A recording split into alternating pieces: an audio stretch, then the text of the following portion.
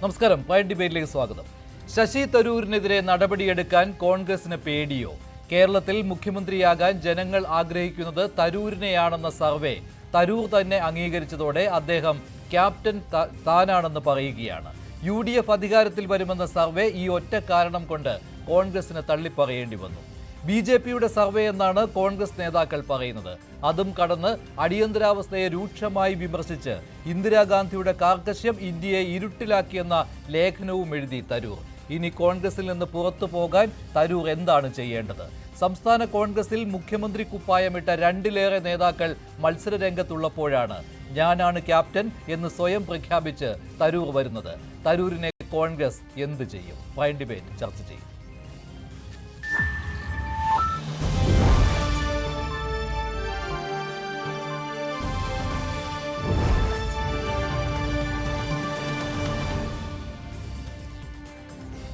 കഴിഞ്ഞ ദിവസമാണ് ഒരു ദേശീയ സർവേ വന്നത്.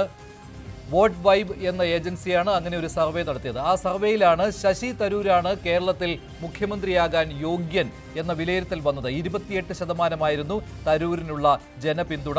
അത് പിണറായി വിജയനേക്കാളും KK ശൈലജയെക്കാളും രമേശ് ചെന്നിത്തലയെക്കാളും VD സതീശിനേക്കാളും ഒക്കെ കൂടുതലായിരുന്നു. UDFൽ ഒന്നാം സ്ഥാനം UDFൽ എന്നല്ല, 2 മുന്നണിയും വെച്ച് നോക്കുമ്പോൾ ഏറ്റവും കൂടുതൽ വോട്ടുകൾ ഈ സർവേയിൽ കിട്ടിയത് ശശി തരൂരിനായിരുന്നു. ഈ ഫലം ശശി തരൂർ ട്വിറ്ററിൽ റീട്വീറ്റ് ചെയ്യുകയും ചെയ്തു. ഇതാണ് കോൺഗ്രസ് നേതൃത്വത്തെ ചൊടിപ്പിച്ചത്.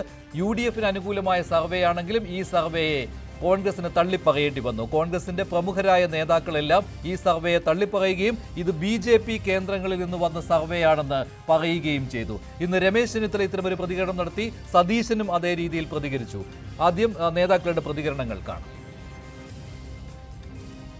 UDFലും കോൺഗ്രസിലും ജനങ്ങളുടെ ഇടയിലും പലതരത്തിലുള്ള ആശങ്കകൾ ഉണ്ടാക്കാൻ വേണ്ടി BJP ഉണ്ടാക്കുന്ന ചില നടപടികളാണിതെല്ലാം. ഈ സർവേക്കൊന്നും ഒരു വിശ്വാസ്യതയില്ല. ഇത്തരം സർവേകൾക്കൊന്നും ജനങ്ങളുടെ വികാരങ്ങൾ പ്രകടിപ്പിക്കാൻ കഴിയുന്നതുമല്ല. ഇത് കുക്ക് ചെയ്തെടുത്ത ഒരു സാധനമാണ്. അത് നമ്മളാരും കയറി പിടിക്കേണ്ട ആവശ്യമില്ല. തെരഞ്ഞെടുപ്പാകുമ്പോൾ ഇതുപോലുള്ള പല പ്രവചനങ്ങളുമായിട്ട് ആളുകൾ ഇറങ്ങും. അതൊക്കെ എല്ലാ കാലത്തും ഉള്ളതാണ്. അതിനെ BJPയുടെ കേന്ദ്രത്തിൽ നിന്നാണ് ഇത് പുറത്തു വന്നതെന്നാണ് എനിക്ക് മനസ്സിലാക്കാൻ കഴിയുന്നത്. അത് നിങ്ങൾ അദ്ദേഹത്തോട് ചോദിക്കണം. അപ്പോൾ ഞാൻ ഈ സർവേകളിലൊന്നും വിശ്വസിക്കുന്ന ഒരാളാണ്. അദ്ദേഹം വർക്കിംഗ് കമ്മിറ്റി അംഗമാണ്. അദ്ദേഹത്തിൻ്റെ ലേഖനം എൻ്റെ ശ്രദ്ധയിൽപ്പെട്ടു. ഞാനല്ല അതിനെക്കുറിച്ച് അഭിപ്രായം പറയുന്നത്, ദേശീയ നേതൃത്വമാണ് അതിനെക്കുറിച്ച് അഭിപ്രായം പറയുന്നത്. അദ്ദേഹം വർക്കിംഗ് കമ്മിറ്റി അംഗമാണ്. ഞങ്ങൾ ഇവിടെയുള്ള സംസ്ഥാന നേതാക്കൾ അദ്ദേഹത്തിനെ കുറിച്ച് ഒരു കമൻറ്റും പറയുന്നില്ല. അദ്ദേഹം വർക്കിംഗ് കമ്മിറ്റി അംഗമാണ്. ഞാൻ ആ ലേഖനം വായിച്ചു, എനിക്ക് അഭിപ്രായമുണ്ട്. ആ ലേഖനത്തെക്കുറിച്ച് എനിക്ക് അഭിപ്രായമുണ്ട്, പക്ഷേ പറയുന്നില്ല. ഞാൻ പറയില്ല. ആ ഒരു കോൺഗ്രസ് നേതാക്കളെക്കുറിച്ചും ഞാൻ പറയില്ല. എനിക്ക് പരാതി ഉണ്ടെങ്കിൽ ഞാൻ ദേശീയ നേതൃത്വത്തെ അറിയും. ഈ കാര്യത്തിൽ ദേശീയ നേതൃത്വത്തോട് തീരുമാനമെടുത്ത് പറയുന്നത്. ഇഷ്ടംപോലെ സർവേ എല്ലാ ദിവസവും വരുന്നുണ്ട്. നമ്മൾ ചിലത് കാണും, നമ്മൾ ചിലത് കാണില്ല. ഇതേതാന്ന് എനിക്ക് മനസ്സിലായില്ല. UDFന് ഭൂരിപക്ഷം കിട്ടിയാൽ UDF ആണല്ലോ മുഖ്യമന്ത്രിയാവുക. അപ്പോൾ പിന്നെ ഇങ്ങനത്തെ ഒരു പ്രശ്നം വേറെ ആർക്ക് സർവേയുടെ മുൻപന്തിയിലാണെങ്കിലും UDF അധികാരത്തിൽ വന്നാൽ UDF മുഖ്യമന്ത്രിയാവും. അപ്പോൾ അദ്ദേഹം ഏത് പാർട്ടിയാണെന്ന് അദ്ദേഹം തീരുമാനിക്കട്ടെ. അതിനുശേഷം ഇതിനെക്കുറിച്ച് ചിന്തിച്ചാൽ മതിയല്ലോ. ഇപ്പോൾ ഏതായാലും ഇലക്ഷൻ ജയിക്കുക എന്നുള്ളൊരു ലക്ഷ്യത്തിലാണ് ഞങ്ങൾ മുന്നോട്ട് നീങ്ങുന്നത്. ഇതുപോലത്തെ അനാവശ്യമായിട്ടുള്ള വിവാദത്തിലേക്ക് ഞങ്ങൾക്ക് താല്പര്യമില്ല. കോൺഗ്രസ്സിൽ വിറക് വെട്ടുന്നവരും വെള്ളം കോരികളും ഒക്കെ ആയിട്ടുള്ള ഒരുപാട് നേതാക്കന്മാരുണ്ട്. അതിലൊരാളെ MLAമാരിൽ ആർക്കാണോ മുൻതൂക്കമുള്ളത് ആ വ്യക്തി മുഖ്യമന്ത്രിയാവും. അപ്പോൾ അതുകൊണ്ട് ഇപ്പം അതിനെക്കുറിച്ച് വേറെ ആര് സർവേ നടത്തിയാലും ഞങ്ങളെ സംബന്ധിച്ച് ഇങ്ങനെ ഞങ്ങൾക്ക് പാർട്ടിക്ക് ചില ചട്ടക്കൂടുണ്ട്, അതനുസരിച്ച് കാര്യം നടക്കും.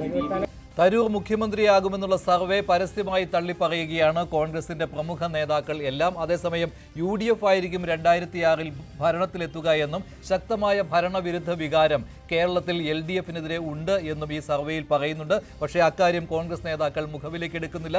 മറിച്ച് തരൂരിനെ മുഖ്യമന്ത്രിയായി ഉയർത്തിക്കാട്ടുന്നതാണ് ഈ സർവേ എന്ന ഒറ്റ കാരണം കൊണ്ട് ഈ സർവേയെ തള്ളിപ്പറയുകയാണ് കോൺഗ്രസിന്റെ പ്രമുഖരായ നേതാക്കളെല്ലാം. അതേസമയത്ത് തന്നെയാണ് തരൂർ അടിയന്തരാവസ്ഥയ്ക്കെതിരെ ലേഖനം എഴുതിയത്. അതിൽ ഇന്ദിരാഗാന്ധിക്കെതിരെയും സഞ്ജയ് ഗാന്ധിക്കെതിരെയും അതിരൂക്ഷമായ വിമർശനമാണ് ഉന്നയിച്ചത്. അതുമാത്രമല്ല, 1975 ഇന്ത്യ അല്ല ഇപ്പോഴത്തെ ഇന്ത്യ എന്ന് എടുത്തു പറഞ്ഞുകൊണ്ട് കേന്ദ്ര സർക്കാരിനെ അനുകൂലിക്കുന്ന രീതിയിൽ കൂടിയാണ് അടിയന്തരാവസ്ഥയുടെ പാഠം ഉൾക്കൊണ്ട് എന്ന ലേഖനം ശശി തരൂർ എഴുതിയിരിക്കുന്നത്. ഇതും ചർച്ചാ വിഷയമാവുകയാണ്. നേരത്തെ വി ഡി സതീശൻ പറഞ്ഞതുപോലെ ഈ ലേഖനത്തെക്കുറിച്ച് കൃത്യമായ അഭിപ്രായം തനിക്കുണ്ട്, പക്ഷേ താനത് പരസ്യമായി പറയുന്നില്ല, അത് അറിയിക്കേണ്ടത് ദേശീയ നേതൃത്വത്തെയാണ് എന്ന് വി ഡി സതീശൻ പറഞ്ഞതും അതുകൊണ്ട് തന്നെയാണ് ഇന്ദിരാഗാന്ധിക്കെതിരെ അതിരൂക്ഷ വിമർശനം ഉന്നയിക്കുന്ന ഒരു ലേഖനമാണ് ശശി തരൂർ എഴുതിയിരിക്കുന്നത്. ഇതും ക്യാപ്റ്റൻസി സ്വയം പ്രഖ്യാപിച്ചതും കോൺഗ്രസ് എങ്ങനെ നേരിടും? ശ്രീകുമാർ മനയിൽ, ശ്രീ ഷാബു പ്രസാദ്, ശ്രീ ജോർജ് കള്ളിവയൽ എന്നിവർ ചേരുകയാണ് പ്രൈം ഡിബേറ്റിൽ. ഒപ്പം ശ്രീ ജോസഫ് വാഴക്കൻ ടെലിഫോൺ ലൈനിലും ഉണ്ടാകും. ആദ്യം ശ്രീകുമാർ മനയിൽ, ഇനി ശശി തരൂരിനെ കോൺഗ്രസ് എങ്ങനെ സഹിക്കും? ഇവിടെ ഈ ക്യാപ്റ്റൻസി സ്വയം പ്രഖ്യാപിച്ചു എന്നുള്ള കാര്യം ഒന്ന്, അതോടൊപ്പം തന്നെ അടിയന്തരാവസ്ഥയെ അതിരൂക്ഷമായി വിമർശിച്ചുകൊണ്ട് രംഗത്തെത്തിയിരിക്കുകയാണ് ശശി തരൂർ. കോൺഗ്രസിൽ പലപ്പോഴും അത്തരത്തിലുള്ള വിമർശനങ്ങളൊക്കെ അടിയന്തരാവസ്ഥയ്ക്കെതിരെ ഉണ്ടായിട്ടുണ്ട് എങ്കിൽ പോലും കോൺഗ്രസിന്റെ നിലപാട് ഇന്ദിരാഗാന്ധിക്കൊപ്പം തന്നെയാണ്. അവിടെയാണ് ഇന്ദിരാഗാന്ധിയെ വിമർശിച്ചുകൊണ്ടുള്ള ശശി തരൂരിന്റെ ലേഖനം. അതുമാത്രമല്ല, അതിൽ ഇപ്പോഴത്തെ ഇന്ത്യയെക്കുറിച്ചുള്ള വർണ്ണനകളിൽ കേന്ദ്ര സർക്കാരിനുള്ള പുകഴ്ത്തലും ഉൾപ്പെട്ടിട്ടുണ്ട്. എങ്ങനെ കാണുന്നു താങ്കൾ?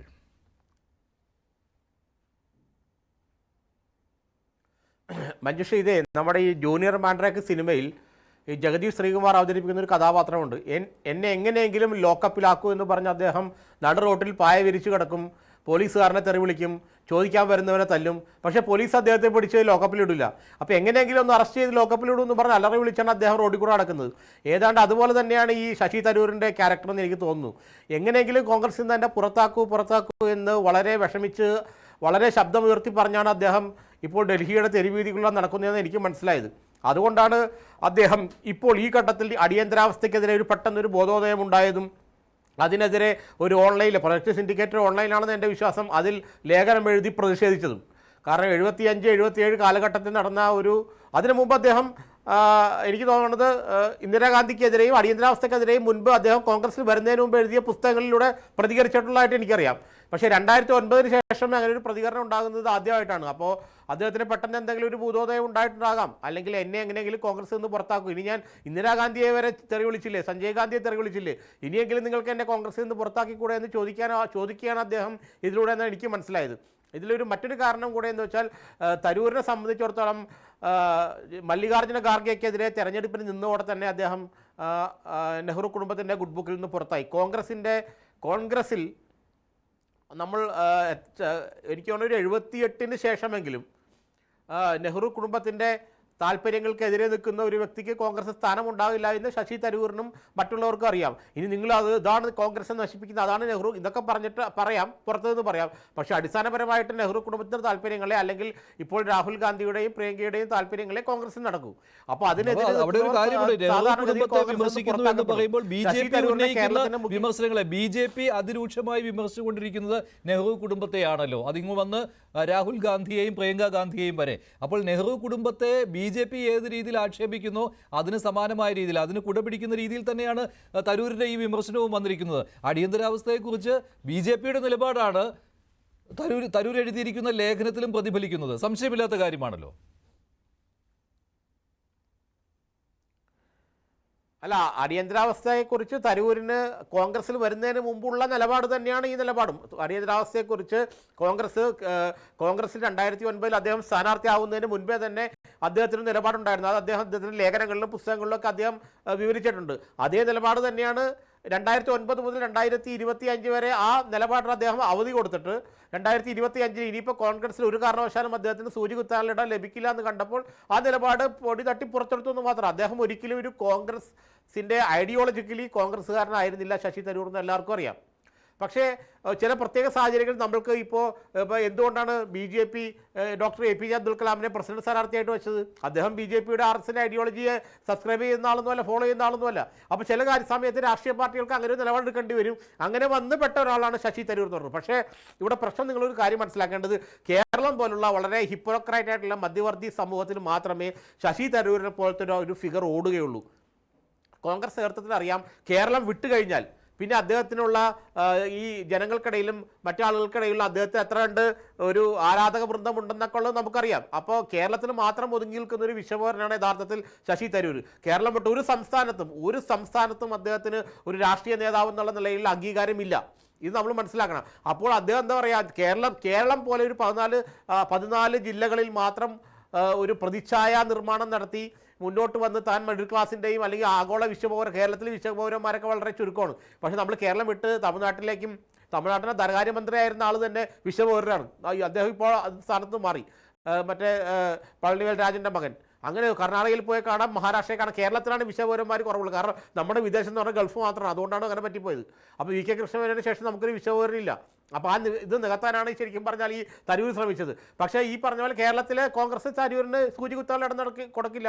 അപ്പോൾ കോൺഗ്രസിൽ നിന്ന് പുറത്തു പോവുക. പക്ഷേ പുറത്താക്കപ്പെടാനാണ് തരൂർ ആഗ്രഹിക്കുന്നത്. പുറത്താക്കപ്പെടുന്നതിൽ ഒരു രാഷ്ട്രീയമുണ്ട് എന്ന് തരൂരിന് നന്നായി അറിയാം. എന്നാൽ കോൺഗ്രസ് ആകട്ടെ ഒരു കാരണവശാലും ഞങ്ങൾ തരൂരിനെ പുറത്താക്കില്ല, ഇയാൾ എവിടം വരെ പോകുന്നു നോക്കട്ടെ എന്ന് കോൺഗ്രസ് ചേർന്ന് നോക്കുന്നു. അത്തരത്തിലുള്ള ഒരു കോൺഗ്രസിലുള്ള നിരന്തരമായ ആശയക്കുഴപ്പം ഉണ്ടാക്കുക എന്നുള്ള ദൗത്യം ബി ജെ പിയിൽ നിന്ന് അദ്ദേഹം സ്വീകരിച്ചു വന്ന് നിരന്തരമായിട്ടുള്ള ആശയക്കുഴപ്പം ഉണ്ടാക്കുന്നു. ഈ സർവേ വന്ന വഴിയെക്കുറിച്ച് താങ്കൾക്ക് എങ്ങനെയാണ് തോന്നുന്നത്?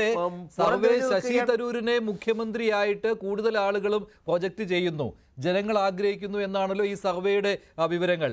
വോട്ട് വൈബ് എന്നുള്ള ഏജൻസി നടത്തിയിരിക്കുന്ന ഈ സർവേയിൽ പറയുന്നത് ഒരിക്കലും കോൺഗ്രസിന് അംഗീകരിക്കാൻ കഴിയില്ല. പക്ഷേ അതേ സർവേയിൽ തന്നെ UDF അധികാരത്തിൽ വരുമെന്നാണ് പറഞ്ഞിരിക്കുന്നത്. അത് കോൺഗ്രസിന് തള്ളിപ്പറയേണ്ടി വന്നു, ഈ തരൂർ എന്നുള്ള ഒറ്റ ഘടകം അതിനകത്തുള്ളത് കൊണ്ട്. അപ്പോൾ തരൂരിന് വേണ്ടി നടത്തിയ ഒരു സർവേ, അത് തരൂർ റീട്വീറ്റ് ചെയ്യുന്നു. അതായത് അംഗീകരിക്കുന്നതിന് തുല്യമാണല്ലോ, അത് അംഗീകരിക്കുകയാണല്ലോ. അത് ഞാനാണ് ക്യാപ്റ്റൻ എന്ന് തരൂർ സ്വയം പ്രഖ്യാപിക്കുകയാണല്ലോ ചെയ്തിരിക്കുന്നത് ഈ സർവേയിലൂടെ. അതെ, കാരണം തരൂരിന് വേണ്ടി തരൂർ നടത്തുന്ന തരൂരിൻ്റെ സർവേയിൽ പിന്നെ തരൂരില്ലാതെ വേറെ ആരാണ് മുഖ്യമന്ത്രി സ്ഥാനത്തേക്ക് എന്താ പറയുക കൂടുതൽ വോട്ട് നേടി വരിക? തരൂരിന് വേണ്ടി അദ്ദേഹം തന്നെ നടത്തിയ സർവേയിൽ അദ്ദേഹത്തിനല്ലേ പ്രൊജക്റ്റ് ചെയ്യുള്ളൂ, അദ്ദേഹമല്ലേ പ്രൊജക്റ്റ് ചെയ്യപ്പെടുള്ളൂ. എനിക്ക് മനസ്സിലായത്, എനിക്ക് കിട്ടിയ വിവരം അനുസരിച്ച് ഈ വോട്ട് വൈബ് എന്ന് പറഞ്ഞ കമ്പനി രജിസ്റ്റർ ചെയ്ത് തന്നെ 2/3/2025 അത് ശശി തരൂർ.in എന്ന കമ്പനി രജിസ്റ്റർ ചെയ്ത അതേ ഡൊമൈനിൽ അതേ കമ്പനി തന്നെയാണ് രജിസ്റ്റർ ചെയ്യുന്നതൊക്കെ എനിക്ക് മനസ്സിലാക്കാൻ കഴിഞ്ഞത് എൻ്റെ പരിമിതമായ അന്വേഷണത്തിൽ. അപ്പോൾ ഞാൻ ആ കമ്പനിയുടെ കാര്യങ്ങളിലേക്കൊന്നും കിടക്കുന്നതല്ല.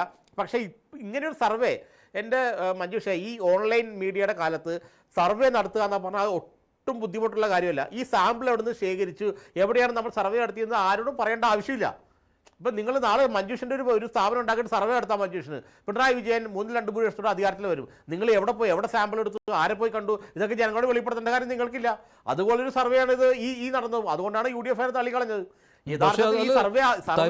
പക്ഷേ അതിനെ അംഗീകരിച്ചു എന്നുള്ള സർവേ ആരും അത്ര മൈൻഡ് ചെയ്തിരുന്നില്ല. ഈ സർവേ ആരും അത്ര മൈൻഡ് ചെയ്തിരുന്നില്ല.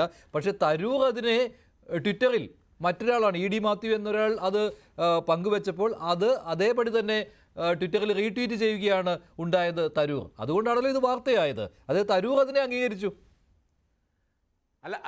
അല്ല അതിലിപ്പോൾ ഇല്ല, ഞാനൊരു സർവേ നടത്തിയിട്ട് മഞ്ജുഷാണ് കേരളത്തിലെ ഏറ്റവും മികച്ച മാധ്യമപ്രവർത്തനം എന്ന് പറഞ്ഞാൽ മഞ്ജുഷ അത് ഞാനല്ലാന്ന് മഞ്ജുഷ പറയൂ. ഇത്രയോ കാര്യമുള്ളൂ. ഇപ്പോൾ ശശി തരൂരാണ് മുഖ്യമന്ത്രിയാവാൻ യോഗ്യൻ എന്ന് പറഞ്ഞാൽ ഞാൻ യോഗ്യനല്ലാതെ തരൂർ എങ്ങനെ പറയും? അത് വളരെ കോമൺ സെൻസിൻ്റെ സംഭവം മാത്രമേ അതിനകത്തുള്ളൂ. അപ്പോൾ ശശി തരൂർ റീട്വീറ്റ് ചെയ്തു. കാരണം വെച്ചാൽ അയാളെ മുഖ്യമന്ത്രി സ്ഥാനത്തേക്ക് പ്രൊജക്റ്റ് ചെയ്ത് കാണിക്കുന്ന ഒരു സർവേയിൽ അയാൾ 27% വോട്ട് നേടി 1ാം സ്ഥാനത്ത് വന്നു. ഓക്കെ, അത് ഞാൻ റീട്വീറ്റ് ചെയ്യുന്നത് എന്താണ്, അത് മാത്രമേ ഉള്ളൂ അതിനകത്തുള്ളൂ. അപ്പോൾ ആ സർവേയുടെ പിന്നാമ്പുറ രഹസ്യങ്ങളിലേക്ക് പോകുമ്പോഴത്തേക്കും അതിൽ അത്ര കണ്ട് എന്താ പറയുക ഒരു ആരോഗ്യകരമാണോ, അത് അത്ര കണ്ട് ആധികാരികമാണോ എന്നൊക്കെ ഉള്ളത് നമുക്ക് ചിന്തിക്കേണ്ടി വരും. അത് BJP കേന്ദ്രങ്ങളാണ് ആ സർവേക്ക് പിന്നിലുള്ളതെന്നുമാണ് കോൺഗ്രസിന്റെ ഇപ്പോഴത്തെ നിലപാട്. രമേശ് ചെന്നിത്തല അത് പരസ്യമാക്കി പറയുകയും ചെയ്തു. ശ്രീ ഷാബു പ്രസാദ്, ഇത് BJP കേന്ദ്രങ്ങൾ നടത്തിയിരിക്കുന്ന സർവേ ആണെന്ന്, അതായത് കോൺഗ്രസിൽ ആശയക്കുഴപ്പം ഉണ്ടാക്കുന്നതിന് വേണ്ടി. എൻ്റെ മഞ്ജുഷേ, ഒരു പാർട്ടിയുടെ ഗതികേടൊന്ന് ആലോചിച്ച് നോക്ക്. തങ്ങൾക്ക് അനുകൂലമായി വന്ന ജനാഭിപ്രായം എന്ന രീതിയിൽ ഇനി എന്തു ആയിക്കോട്ടെ, ജനാഭിപ്രായം എന്നുള്ള രീതിയിൽ തീർച്ചയായിട്ടും പ്രത്യേകിച്ച് ഇപ്പോഴത്തെ രാഷ്ട്രീയ സാഹചര്യത്തിൽ തെരഞ്ഞെടുപ്പ് 2 നിർണായകമായ തെരഞ്ഞെടുപ്പുകൾ വരാൻ പോകുന്നു.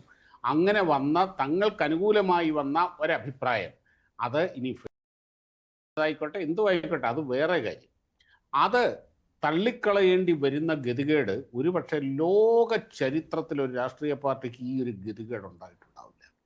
ഇനിയും ഈ ശശി തരൂർ അല്ലായിരുന്നു, VD സതീശനായിരുന്നു ഇതിൻ്റെ അകത്ത് മുമ്പിൽ നിന്നതെന്നിരിക്കട്ടെ, രമേശ് ചെന്നിത്തലയോ മറ്റേ ഇവർക്ക് അഭിമതനായ ആരെങ്കിലും ആയിരുന്നിരിക്കട്ടെ, ആയിരുന്നുവെങ്കിൽ ഇവരെങ്ങനെയായിരിക്കും വരും, ഇതിനെങ്ങനെയായിരിക്കും ഇവരെ അഭിപ്രായം പറയുക? ഒന്ന് ആലോചിച്ച് നോക്കുന്നേ. അപ്പം ഈ ശശി തരൂർ എന്നുള്ള ഒരു വ്യക്തിയോടുള്ള ഒരു വിരോധം മാത്രമാണ് ഈ ഗതികേടിലേക്ക് ഈ കോൺഗ്രസ് പാർട്ടിയെ എത്തിച്ചിരിക്കുന്നത്. പിന്നെ ഈ ബഹുമാനപ്പെട്ട ശ്രീകുമാർമനയിൽ പറഞ്ഞത് ഞാൻ അംഗീകരിക്കുന്നു. നിങ്ങളൊന്ന് പുറത്താക്ക് എന്ന് തന്നെയാണ് ശശി തരൂർ പറയുന്നത്. ശശി തരൂർ അഭ്യർത്ഥിക്കുകയല്ല, നിന്നെ കൊണ്ട് ചുണയുണ്ടെങ്കിൽ ചെയ്യ് എന്ന് ചോദിക്കുകയാണ്. കാര്യം അദ്ദേഹത്തിന് അറിയാം ഇവർക്കത് ചെയ്യാൻ കഴിയില്ല. ഇപ്പോഴത്തെ സാഹചര്യത്തിൽ ശശി തരൂരിനെ പോലെയുള്ള ഒരു ടവറിംഗ് പേഴ്സണാലിറ്റിയെ കോൺഗ്രസിൽ നിന്ന് പുറത്താക്കാൻ കഴിയില്ല. അത് വളരെ വലിയ ചർച്ചയാണ്. ദേശീയ തലത്തിലും അതെ, പ്രാദേശിക കേരളത്തിലും അതെ, അത് വലിയ ചർച്ചയായി മാറും. ചർച്ചയായി കഴിഞ്ഞപ്പോൾ ഇനി മറ്റൊരു കാര്യം ഞാൻ പറയട്ടെ, ഇതെല്ലാം മാറ്റി നിർത്തൂ. ഒരു രാഷ്ട്രീയവുമില്ലാത്ത ഒരു കൂട്ടം വോട്ടർമാരാണല്ലോ സത്യത്തിലെ കേരളത്തിലെ, അതായത് ഡിസിസീവായിട്ടുള്ള അവരുടെ വോട്ട്, അവരുടെ തീരുമാനമാണ് ആര് ജയിക്കണം ആര്. കേവലം 2-3% വ്യത്യാസമല്ലേ ഉള്ളൂ ഇരു മുന്നണികളും തമ്മിൽ. ആ 2-3% എന്ന് പറയുന്നത് ഈ പറയുന്ന കേരളത്തിലെ നിഷ്പക്ഷ വോട്ടർമാരാണ്. അവരങ്ങോട്ടോ ഇങ്ങോട്ടോ ചെയ്യും.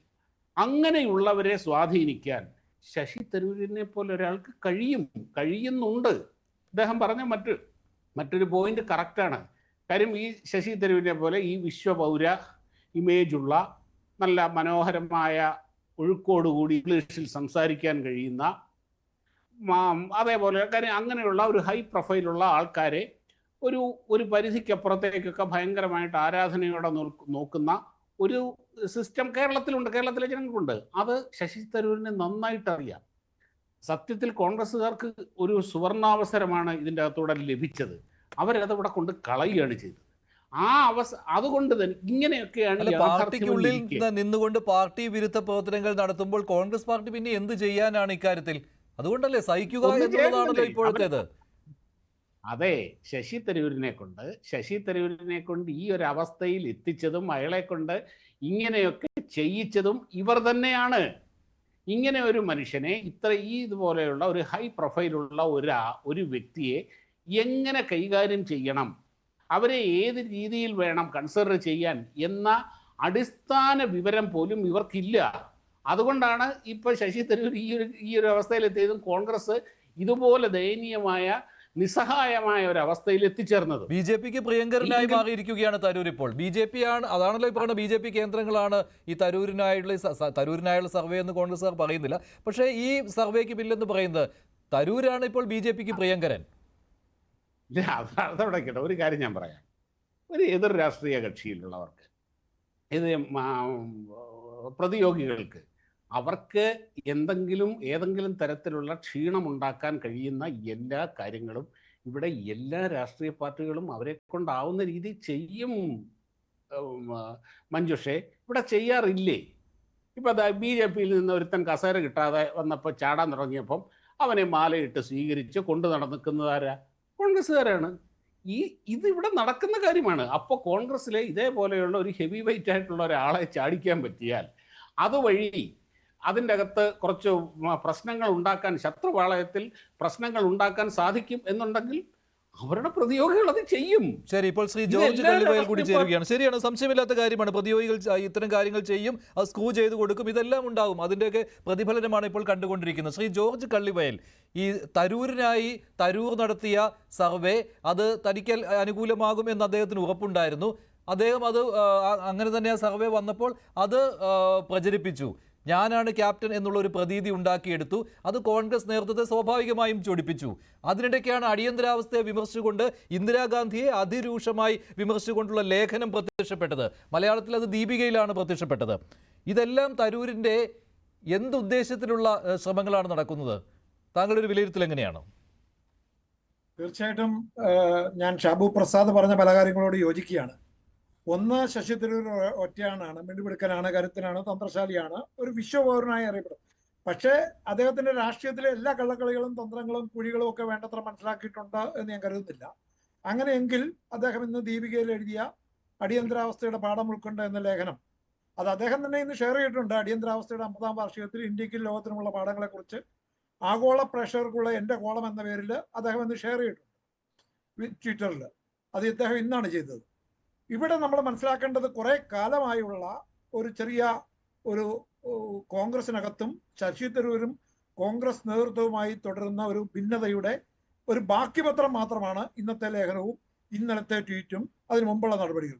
2020 ഓഗസ്റ്റിൽ G20 നേതാക്കളിൽ ഒപ്പുവെച്ച് അന്നത്തെ കോൺഗ്രസ് അധ്യക്ഷ സോണിയാഗാന്ധിക്ക് കത്തയച്ചത് മുതൽ പാർട്ടിയിൽ ഉണ്ടായിരിക്കുന്ന പ്രശ്നങ്ങളുടെ ഒരു തുടർച്ചയാണ്. കോൺഗ്രസിൽ സമൂല മാറ്റം ആവശ്യപ്പെട്ടായിരുന്നു അന്ന് കത്ത്. പക്ഷെ നമുക്കറിയാമല്ലോ, ഒന്നും സംഭവിച്ചില്ല. 2 വർഷത്തോളം സജീവമായിരുന്ന G23 വിമത ശബ്ദമായാണ് അന്നും കോൺഗ്രസ് ഹൈക്കമാൻഡ് കണക്കാക്കിയത്. ആ കത്തയച്ചവരുടെ നേതാവായിരുന്ന ഗുലാം നബി ആസാദ് പാർട്ടി വിട്ടു. പിന്നീട് നമുക്കറിയാം, അതിനകത്ത് ഏറ്റവും പ്രബലനായിരുന്ന ശ്രീ കപിൽ സിബൽ പാർട്ടി വിട്ടു. അതോടെ ഇതിന്റെ കഴ കഴിഞ്ഞു. വീരപ്പ മൊയ്ലി, ഭൂപീന്ദർ സിംഗ് ഹൂഡ, മുഗൾ വാസനിക്ക്, പൃഥ്വിരാജ് ചൗഹാൻ തുടങ്ങിയവരൊക്കെ മുതൽ പി ജെ കുര്യൻ വരെയുള്ളവർ ആ വിമത ലൈൻ ഉപേക്ഷിച്ച് നേതൃത്വവുമായി രമ്യതയെ വന്നു. പക്ഷേ തരൂരും മനീഷ് തിവാരിയും അസംതൃപ്തരായി തുടരുകയായിരുന്നു. ഇവിടെ നമ്മൾ മനസ്സിലാക്കേണ്ടത്, ഇതിനുശേഷം ഉണ്ടായിരിക്കുന്ന ഒത്തിരി സംഭവവികാസങ്ങളുണ്ട്. ഗുലാം നബിക്കും കപിൽ സിബലിനും പുറമെ മഹാരാഷ്ട്രയുടെ മുൻ മുഖ്യമന്ത്രി അശോക് ചവാൻ, പഞ്ചാബ് മുൻ മുഖ്യമന്ത്രി അമരീന്ദർ സിംഗ്, രാഹുൽ ഗാന്ധിയുടെ ഇഷ്ടക്കാരായിരുന്ന ജ്യോതിരാദിത്യ സിന്ധ്യ, മിലിന്ദ് ദേവ, ജിതിൻ പ്രസാദ, അശ്വനി കുമാർ, RPN സിംഗ്, ബാബ സിദ്ദിഖി തുടങ്ങിയ ഒത്തിരി പേർ കോൺഗ്രസ് വിട്ടുപോയി. പല കാരണങ്ങളുണ്ടാവും. പക്ഷേ കോൺഗ്രസ്സിൽ നമുക്കറിയാം 2014-ലും 2019-ലും മോഡി അധികാരത്തിൽ വന്നപ്പോൾ ലോക്സഭയിലെ നേതൃസ്ഥാനം നിഷേധിക്കപ്പെട്ട 2 പേരുണ്ട്, മനീഷ് തിവാരിയും തരൂരും. ഇവരെ 2 പേരെയും മാറ്റി നിർത്തിയിട്ടാണ് ബംഗാളിൽ നിന്നുള്ള വളരെ നിസ്സാരനായിരുന്ന, അല്ലെങ്കിൽ അതിനുള്ള യാതൊരു പ്രാപ്തിയുമില്ലാതിരുന്ന അധീർ രഞ്ജൻ ചൗധരിനെ ലോക്സഭയിലെ കോൺഗ്രസ് നേതാവാക്കുന്നത്. അദ്ദേഹം ഒരു പരാജയമാവുകയും ചെയ്തു, അദ്ദേഹത്തെ ഇവിടുന്ന് മാറ്റുകയും ചെയ്തു. അത് വേറൊരു കഥ. അപ്പോഴും നമുക്കറിയാം, നല്ലപോലെ ഹിന്ദിയും ഇംഗ്ലീഷും വഴങ്ങുന്ന ലോക്സഭയിൽ അത് വളരെ പ്രധാനപ്പെട്ടതാണ്. നന്നായി പ്രഭാഷണം നടത്താൻ അറിയാവുന്ന, BJPക്കെതിരെ, ഗവൺമെന്റിനെതിരെ ശക്തമായി ആക്രമണം നടത്താൻ കഴിയുന്ന ശ്രീ തരൂരിനെയും മനീഷ് തിവാരിയെയും മാറ്റി നിർത്തിയത് തീർച്ചയായിട്ടും അവിടെ ഒരു പ്രതിസന്ധി രൂപപ്പെട്ടു. അത് കഴിഞ്ഞാണ് നമ്മൾ കാണാതെ പോകുന്ന ചരിത്രം. AICC അധ്യക്ഷത പദവിയിലേക്ക് ഹൈക്കമാൻഡ് നോമിനിയായിട്ട് മല്ലികാർജുൻ ഖാർഗെ മത്സരിക്കുന്നു. ഖാർഗെക്കെതിരെ തരൂര് മത്സരരംഗത്ത് ഇറങ്ങാൻ നിർബന്ധിതനായി, അല്ലെങ്കിൽ മത്സരിക്കുന്നു. 2022 ഒക്ടോബർ 17 നടന്ന വോട്ടെടുപ്പിൽ തോക്കും എന്നുള്ള കാര്യം തരൂരിനും അറിയായിരുന്നു. പക്ഷേ 7897 വോട്ടുകൾക്ക് ഖാർഗെ വൻ വിജയം നേടിയപ്പോഴും 1000-ന് മുകളിൽ വോട്ടുകൾ, കൃത്യമായി 1072 AICC പ്രതിനിധികളുടെ വോട്ടുകളാണ് ശ്രീ തരൂര്. അത് കോൺഗ്രസിന്റെ ചരിത്രത്തിൽ അങ്ങനെ ഉണ്ടായിട്ടില്ല. 11.4% വോട്ടാണ് അന്ന് ശ്രീ തരൂര് നേടിയത്. അതോടെ അത് ഗാന്ധി കുടുംബത്തെയും ഹൈക്കമാൻഡിനെയും ഒക്കെ ഞെട്ടിച്ചു. കോൺഗ്രസ് വർക്കിംഗ് കമ്മിറ്റി പിന്നെ തരൂരിനെ ഉൾപ്പെടുത്താൻ കഴിയാത്ത ദേശീയ മാധ്യമങ്ങളെല്ലാം കൂടെ അങ്ങനെ ഒരു സ്ഥിതിവിശേഷം വന്നു. അതിനിടയ്ക്കാണ് നമുക്കറിയാമല്ലോ, കോൺഗ്രസ് തളരുന്നു, കേരളത്തിൽ പോലും തുടർ ഭരണം നഷ്ടമാകുന്നു. തുടർച്ചയായിട്ട് 3-ാം തവണയും രാഹുൽ ഗാന്ധിയുടെ നേതൃത്വത്തിൽ കോൺഗ്രസ് പരാജയപ്പെടുന്നു. അങ്ങനെ ഈ ഒരു കളികൾ കേരളത്തിലെ കോൺഗ്രസ്സിൽ നേതൃത്വത്തിന് വേണ്ടിയുള്ള വടംവലികൾ, KC Venugopal, Ramesh Chennithala, VD Satheesan, Sasi Tharoor, K Muraleedharan, ഇതെല്ലാം ഒരു സമുദായത്തിൽ നിന്നാകുമ്പോൾ പരസ്പരം പാരയും കൂടി അവര് ഐക്യമാണെന്നൊക്കെ, സമ്പൂർണ്ണ ഐക്യമാണെന്നൊക്കെ പരസ്യമായിട്ട് പറയുമ്പോൾ നമുക്കറിയാമല്ലോ, മുഖ്യമന്ത്രിക്ക് വേണ്ടി ഏറ്റവും കൂടുതൽ എല്ലാവരും ആഗ്രഹിക്കുന്ന അത് പരസ്യമാക്കുകയായിരുന്നു തരൂര്. ഒരു സ്വകാര്യ സർവേയിലെ കണ്ടെത്തൽ അദ്ദേഹം തന്നെ ട്വീറ്റ് ചെയ്തത്. അത് അദ്ദേഹത്തിന്റെ നിലയ്ക്ക് യോജിച്ചതാണോ എന്നൊക്കെ ഉള്ളത് വേറെ ചർച്ചയായിരിക്കും. രാഷ്ട്രീയത്തിൽ യുക്തിക്കും വസ്തുതകൾക്കും അല്ലെങ്കിൽ അത്തരം കാര്യങ്ങൾക്കൊക്കെ കൂടുതൽ തന്ത്രങ്ങൾക്കാണ് പ്രധാനം. അപ്പൊ ഈ തന്ത്രങ്ങളുടെ ഒരു ഭാഗമായി അദ്ദേഹം പരസ്യമായി പ്രഖ്യാപിക്കുകയാണ്, അല്ലെങ്കിൽ കോൺഗ്രസിനെ അദ്ദേഹം പ്രകോപിപ്പിക്കുകയാണ്. അതാണല്ലോ പഹൽഗാമിന് ശേഷം ഉണ്ടാകുന്നതും. അദ്ദേഹം അതിനിടയ്ക്ക് ഒരു ഇന്റർവ്യൂ കൊടുക്കുന്ന, എനിക്ക് വേറെ ജോലിയുണ്ട്, വേറെ സാധ്യതകളുണ്ട്, പക്ഷെ ആ സാധ്യതകൾ വായനയും പ്രസംഗമൊക്കെയാണെന്ന് അദ്ദേഹം കൃത്യമായി പറയുമ്പോഴും ശ്രീ ജോർജ് കള്ളിവേൽ, ഇപ്പോൾ കോൺഗ്രസിന്റെ മുതിർന്ന നേതാവായ ശ്രീ ജോസഫ് വാഴക്കൻ ടെലിഫോൺ ലൈനിൽ ചേരുകയാണ്. ശ്രീ ജോസഫ് വാഴക്കൻ, ശ്രീ കള്ളിവേൽ പറഞ്ഞ ഒരു കാര്യമുണ്ട്, അവസാനം പറഞ്ഞത് കോൺഗ്രസിനെ പ്രകോപിപ്പിക്കുകയാണോ ശശി തരൂർ എന്ന്. ശരിക്കും അതല്ലേ സംഭവിച്ചുകൊണ്ടിരിക്കുന്നത്? ഞാൻ അങ്ങനെയൊന്നും വിശ്വസിക്കുന്നില്ല. പക്ഷേ അദ്ദേഹത്തിന് അങ്ങനെ അബദ്ധമൊന്നും പറ്റുന്ന ആളല്ല. പക്ഷെ ഇതിൻ്റെ ഒരു അബദ്ധം പറ്റിയെന്ന് ഞാൻ വിശ്വസിക്കുന്നു. കാരണം എന്താണെന്ന് ചോദിച്ചാല്, അങ്ങനെ ഒരു ED മാത്യു എന്ന് പറഞ്ഞ ഒരാളാണ്. അദ്ദേഹം UN-ന്റെ വലിയൊരു സ്പോക്സ് പേഴ്സൺ ആയിരുന്നു. അപ്പൊ അദ്ദേഹമാണ് ഇത് ആദ്യം ഷെയർ ചെയ്തത്. അദ്ദേഹം ഷെയർ ചെയ്തതാണ് ഇദ്ദേഹം വീണ്ടും ഷെയർ ചെയ്തിരിക്കുന്നത്. അത് ഇദ്ദേഹമാണോ ഇദ്ദേഹത്തിന്റെ സ്റ്റാഫ് വല്ലതും ആവേശത്തിലെടുത്ത് ചെയ്തിട്ടുള്ളതാണോ എന്ന് എനിക്കറിയില്ല. കാരണം ഇതിനകത്തൊരു ചെറിയൊരു വിരോധാഭാസം എന്താണെന്ന് ചോദിച്ചാൽ, നമ്മുടെ ഒരു ബോംബെ ബേസ്ഡ് ആയിട്ടുള്ള endurance domain technology limited private limited എന്ന് പറയുന്ന ഒരു ഒരു കമ്പനി, അവരാണ് ഈ ഇദ്ദേഹത്തിന്റെ വെബ്സൈറ്റ് 2012 ഇദ്ദേഹത്തിന്റെ വെബ്സൈറ്റ് ആ ഡൊമൈനിലാണ് ചെയ്തിരിക്കുന്നത്. അതേ സാധനത്ത് തന്നെയാണ് ഇപ്പൊ ഈ പുതിയതായി വന്നിരിക്കുന്ന വോട്ട് വെബിൻ എന്ന് പറഞ്ഞുകൊണ്ട് ഇപ്പം വോട്ട് വൈബിൻ എന്ന് പറഞ്ഞുകൊണ്ട് ഇപ്പൊ ഇവര് 2025 ചെയ്തേക്ക് ഒരു തട്ടിക്കൂട്ട് കമ്പനിയാണ് ഇപ്പൊ ഈ സർവേ നടത്തിയെന്ന് പറയുന്നത്. അപ്പൊ ഇതെല്ലാം തമ്മിൽ ഒരു ദുരൂഹത ആവശ്യമില്ലാതെ വരുത്തിയിട്ടുണ്ട് ഇതിനകത്ത്. ഇത് ഒരുപക്ഷെ ഇദ്ദേഹം അറിഞ്ഞുകൊണ്ട് ഇത്രയും വലിയ ഒരു വിഡ്ഢിത്തരം ചെയ്യും എന്നുള്ള വിശ്വാസം എനിക്ക് ഒട്ടുമില്ല. കാരണം അത്യാവശ്യം നല്ല വിവരമൊക്കെ ഉള്ള ഒരാൾ തന്നെ അദ്ദേഹം. എനിക്ക് തോന്നുന്നത് വല്ല അദ്ദേഹത്തിന്റെ സ്റ്റാഫ് ആരെങ്കിലും ഇതൊക്കെ കണ്ടപ്പം അദ്ദേഹത്തിന് ഇത്രയും പെർസെന്റേജ് ഉണ്ടെന്നൊക്കെ കണ്ടപ്പം ഏറെ ആവേശത്തിന് ചെയ്തിട്ടുള്ളതാണ്. ഒരുപക്ഷെ ഇവരെ ആരെ കബളിപ്പിച്ചിട്ടുണ്ടോ എന്ന് എനിക്കൊരു സംശയമുണ്ട് ഇത്. കാരണം ഈ കമ്പനി ഇപ്പം വോട്ട് വൈബ് എന്ന് പറഞ്ഞിരിക്കുന്ന ഈ സർവേ നടത്തിയെന്ന് പറയുന്നത് അവർ 2025 മാത്രമായി വെബ്സൈറ്റ് അവർ വന്നിരിക്കുന്നത്. അത് ഇവർ ഇതേവരെ ഒരു പാരമ്പര്യവും ഇല്ല, ഇങ്ങനെ ഒന്നും ചെയ്തൊരു പാരമ്പര്യവും ഇല്ല, അങ്ങനെ ഒരു പ്രസിഡന്റും ഇല്ല, അതുപോലെ തന്നെ അവരൊട്ടും പ്രൊഫഷണലും അല്ല. അപ്പം ഇതെല്ലാം കൂടെ കൂട്ടി വന്നപ്പോഴത്തേക്ക് ഇതെന്തോ ഒരു നാടകം ഇതിന്റെ പിന്നിലുണ്ട്. ഇത് ആരാ ഇതിന്റെ പിന്നിൽ കളിച്ചിരിക്കുന്നു എന്നുള്ളതിനെ കുറിച്ച് എനിക്ക് ബലമായ സംശയം. കോൺഗ്രസ് നേതാക്കൾ ഇത്രമാത്രം സംശയിക്കുന്നുവെങ്കിൽ ശശി തരൂർ അതുപോലും അതിന്റെ അടുത്ത് പോലും ഒരു സംശയവും ഇല്ലാതെയാണ് അത് ട്വീറ്റ് ചെയ്തിരിക്കുന്നത്. ഇപ്പോൾ ഇ ഡി മാത്യു എന്നൊരാൾ എഴുതിയത് അതേപടി റീട്വീറ്റ് ചെയ്യുകയായിരുന്നു എന്ന് പറയുമ്പോൾ ഒന്നും അറിയാതെ ശശി തരൂർ ചെയ്തതാവില്ലല്ലോ, അല്ലെങ്കിൽ അദ്ദേഹത്തിന് സ്റ്റാഫ് ചെയ്തതാവുകയില്ലല്ലോ. അങ്ങനെ അബദ്ധം പറ്റിയതാണെങ്കിൽ അദ്ദേഹം ഇപ്പോൾ തന്നെ തിരുത്തിയേനെ. അങ്ങനെ ഒരു തിരുത്തൽ വന്നിട്ടില്ല ശ്രീ ജോസഫ് വാഴക്കൻ. അല്ലെങ്കിൽ എനിക്കിത് എന്നെ അത്ഭുതപ്പെടുത്തുന്നത്, കാരണം അദ്ദേഹം ഒന്നും അങ്ങനെ മണ്ടത്തരം ഏതെങ്കിലും ഒരു തട്ടിക്കൂട്ട് കമ്പനി നടത്തിയുള്ള സർവേ അത് അതിന്റെ അടിസ്ഥാനത്തിൽ എന്റെ പേര് കണ്ടു എന്ന് പറഞ്ഞാൽ ഞാൻ ട്വീറ്റ് ചെയ്യാന്ന് പറഞ്ഞാൽ ഇതിപ്പോൾ ഒരു അപമാനകരമായ കാര്യമുണ്ടോ? തരൂർ തന്നെയാണ് സർവേക്ക് പിന്നിലെങ്കിലോ അദ്ദേഹം ആഗ്രഹിച്ച ഒരു സർവേ ആയിരുന്നുവെങ്കിലും ഇവിടെ ശ്രീകുമാർ മനയിൽ പറയുന്നുണ്ടായിരുന്നു സ്വയം നടത്തിച്ച ഒരു സർവേയിൽ താൻ തന്നെ മുന്നിലെത്തിയപ്പോൾ പിന്നെ അദ്ദേഹം അത് റീട്വീറ്റ് ചെയ്യാതിരിക്കണ്ടല്ലോ എന്ന്. അപ്പൊ ഞാൻ ഒരു കോൺഗ്രസിന്റെ വർക്കിംഗ് കമ്മിറ്റി അംഗമായിട്ടുള്ള ഒരാൾ അത്രയും ചീപ്പായിട്ട് കാര്യങ്ങൾ ചെയ്യുമെന്ന് ഞാൻ വിശ്വസിക്കുന്നില്ല. അങ്ങനെ അത്രയും ഒരു ലോ ലെവലിലുള്ള ആളായിട്ട് ഞാൻ കണക്കാക്കുന്നില്ല. അതുകൊണ്ട് എനിക്ക് അത് പറയാനൊന്നും കഴിയുന്നില്ല. പക്ഷെ ഇദ്ദേഹത്തെ ആരോ കബളിപ്പിക്കുന്നുണ്ടോ അതോ ഇനിയിപ്പോ BJP തന്നെ ഇതിനകത്തൊരു സർക്കസ് കളിച്ച് ഇങ്ങനൊരു സാധനം ഇട്ടിട്ട് ഇദ്ദേഹത്തെ തെറ്റിദ്ധരിപ്പിച്ചിട്ടുള്ളതാണോ എന്നോ എനിക്കറിയില്ല. ഇപ്പൊ ഏതെങ്കിലും ആട്ടെ, അത് എന്തോ ഒരു കളി നടത്തിയിട്ടുണ്ട്. പക്ഷെ ഇദ്ദേഹം അത് അങ്ങനെ സാധാരണഗതിയിൽ ഇതിലൊന്നും വീഴുന്ന ഒരാളുമല്ല, അങ്ങനെ വീഴുമെന്ന് ഞാൻ വിശ്വസിക്കുന്നില്ല. പക്ഷെ സംഭവം ഇതാണ്, ഈ പറഞ്ഞതുപോലെ ഇദ്ദേഹത്തിന്റെ വെബ്സൈറ്റ് ഇത് ചെയ്ത അതേ ആളുകൾ തന്നെയാണ് ഈ വോട്ട് വൈബ് .in എന്ന് പറഞ്ഞതും ചെയ്തിരിക്കുന്നത്. അപ്പൊ അതെല്ലാം കൂടെ മൊത്തത്തിൽ കൂട്ടുമ്പോൾ ഒരു ദുരൂഹത വരുന്നുണ്ട്. ഇതൊരു പക്ഷേ ഇതാരെങ്കിലും പ്ലേ ചെയ്തിട്ടുണ്ടോ? ഇതിനകത്തൊക്കെ രാഷ്ട്രീയമല്ലേ, ഇതിനകത്തൊക്കെ ഇടയ്ക്ക് നിന്നുകൊണ്ട് ഒരുപാട് പേര് പ്ലേ ചെയ്യുന്നുണ്ട്. ഒരു കാര്യം മാത്രം മനസ്സിലാക്കിക്കോ, ഈ സർവേ എന്ന് പറഞ്ഞുകൊണ്ട് പ്രത്യേകിച്ച് കോൺഗ്രസുമായി ബന്ധപ്പെട്ട് വന്ന ഈ സർവേ റിപ്പോർട്ട് എന്ന് പറയുന്നതൊക്കെ വ്യാജമാണ്, തട്ടിപ്പാണ്, ഒരു കഥയുള്ള കാര്യമല്ല. UDF ജയിക്കുമെന്നാണ് സർവേ റിപ്പോർട്ട്, അത് തള്ളിക്കളയേണ്ടി വന്നിരിക്കുകയാണ്. ഈ വോട്ട് വൈബിന്റെ സർവേ റിപ്പോർട്ടിൽ UDF-നാണ് മേൽക്കൈ, അത് വെറുതെ അല്ല, വ്യക്തമായ മേൽക്കൈ. അല്ല, അത് പിന്നെ ലോകത്തെല്ലാവർക്കും അറിയാവുന്ന ഒരു കാര്യമാണ്. UDF ജയിക്കും എന്നുള്ളത് എല്ലാവർക്കും അറിയാവുന്ന കാര്യമാണ്. ഏത് സർവേക്കാരനോ ഏത് തട്ടിക്കൂട്ടുകാരനോ ഉണ്ടാക്കിയാലും എങ്ങനെ ഉണ്ടാക്കാൻ പറ്റുള്ളൂ. അല്ലാതെ പിണറായി വിജയൻ 3ാമത് ജയിക്കുമെന്നും പറഞ്ഞിട്ട് സർവേ കൊണ്ടുവന്നാൽ കേരളത്തിൽ ആരെങ്കിലും വിശ്വസിക്കുമോ? അപ്പൊ എല്ലാവരും ആര് സർവേ ഉണ്ടാക്കിയാലും ഇങ്ങനെ കൊണ്ടുവന്നാൽ അത് ജനങ്ങൾക്കൊരു വിശ്വാസ്യത വരുള്ളൂ. കാരണം ജനങ്ങൾക്ക് അറിയാമല്ലോ ഇതിന്റെ കാര്യങ്ങളെ കുറിച്ച്. അങ്ങനെയാണെങ്കിൽ അവിടെ വിശ്വാസത്തിന്റെ ഒരു എലമെന്റ് ആണോ ഈ തരൂരായിരിക്കും മുഖ്യമന്ത്രി സ്ഥാനത്തിന് യോഗ്യൻ എന്നുള്ള ആളുകളുടെ അഭിപ്രായം? അല്ല, ഞാൻ പറഞ്ഞു ഇത് ഉണ്ടാക്കിയ ആളുകള് അവർക്ക് എന്തോ ഗൂഢ ലക്ഷ്യമുണ്ട്. ഇപ്പൊ ഞാൻ പറഞ്ഞല്ലോ, ഇപ്പൊ കഴിഞ്ഞ ദിവസം നിങ്ങളുടെ News 18 നിങ്ങളൊരു 10-30 കുട്ടികളുടെ പേരിട്ടിട്ട് ക്ലാസ് C ആയിട്ടുള്ള, നമ്മുടെ ഗ്രേഡ് C ആയിട്ടുള്ള കോൺഗ്രസിന്റെ കണ്ടെത്തലിലുള്ള ഇന്നടത്തൊക്കെ സ്ഥാനാർത്ഥികളെ ഫിക്സ് ചെയ്തു. എന്തൊരു വല്ല കാര്യമുള്ള കാര്യമാണോ? അങ്ങനെ അത് കൃത്യമായ വിവരത്തിന്റെ അടിസ്ഥാനത്തിലാണ്. അത് സർവേ ഒന്നുമല്ല കേട്ടോ, അത് സർവേ ഒന്നുമല്ല, അത് AICC-യിൽ നിന്ന് കിട്ടിയ കൃത്യമായ വിവരം അനുസരിച്ച് തന്നെയാണ്. അല്ലെങ്കിൽ അവർ ഓരോരുത്തരെയും വിളിച്ചു ചോദിച്ചോളൂ, അവർ ഓരോരുത്തരുമായിട്ട് ഞങ്ങൾ കമ്മ്യൂണിക്കേറ്റ് ചെയ്തിട്ടുണ്ട്. അവരൊക്കെ അതാത് മണ്ഡലങ്ങളിൽ അവരോട് സജീവമാകാൻ പറഞ്ഞിട്ടുമുണ്ട്. ശ്രീ ജോസഫ് വാഴക്കൻ, അയ്യോ, ഞാനും ഈ പാർട്ടിയുടെ ഭാഗമായിട്ട് എനിക്കറിയാം. അല്ല, ഞാൻ ഭാഗമായിട്ട് നിൽക്കുന്ന ഒരാളല്ലേ. ഇതിനകത്ത് അത്യാവശ്യം കഴിഞ്ഞ 10-50 വർഷമായിട്ട് നിൽക്കുന്നുണ്ട്.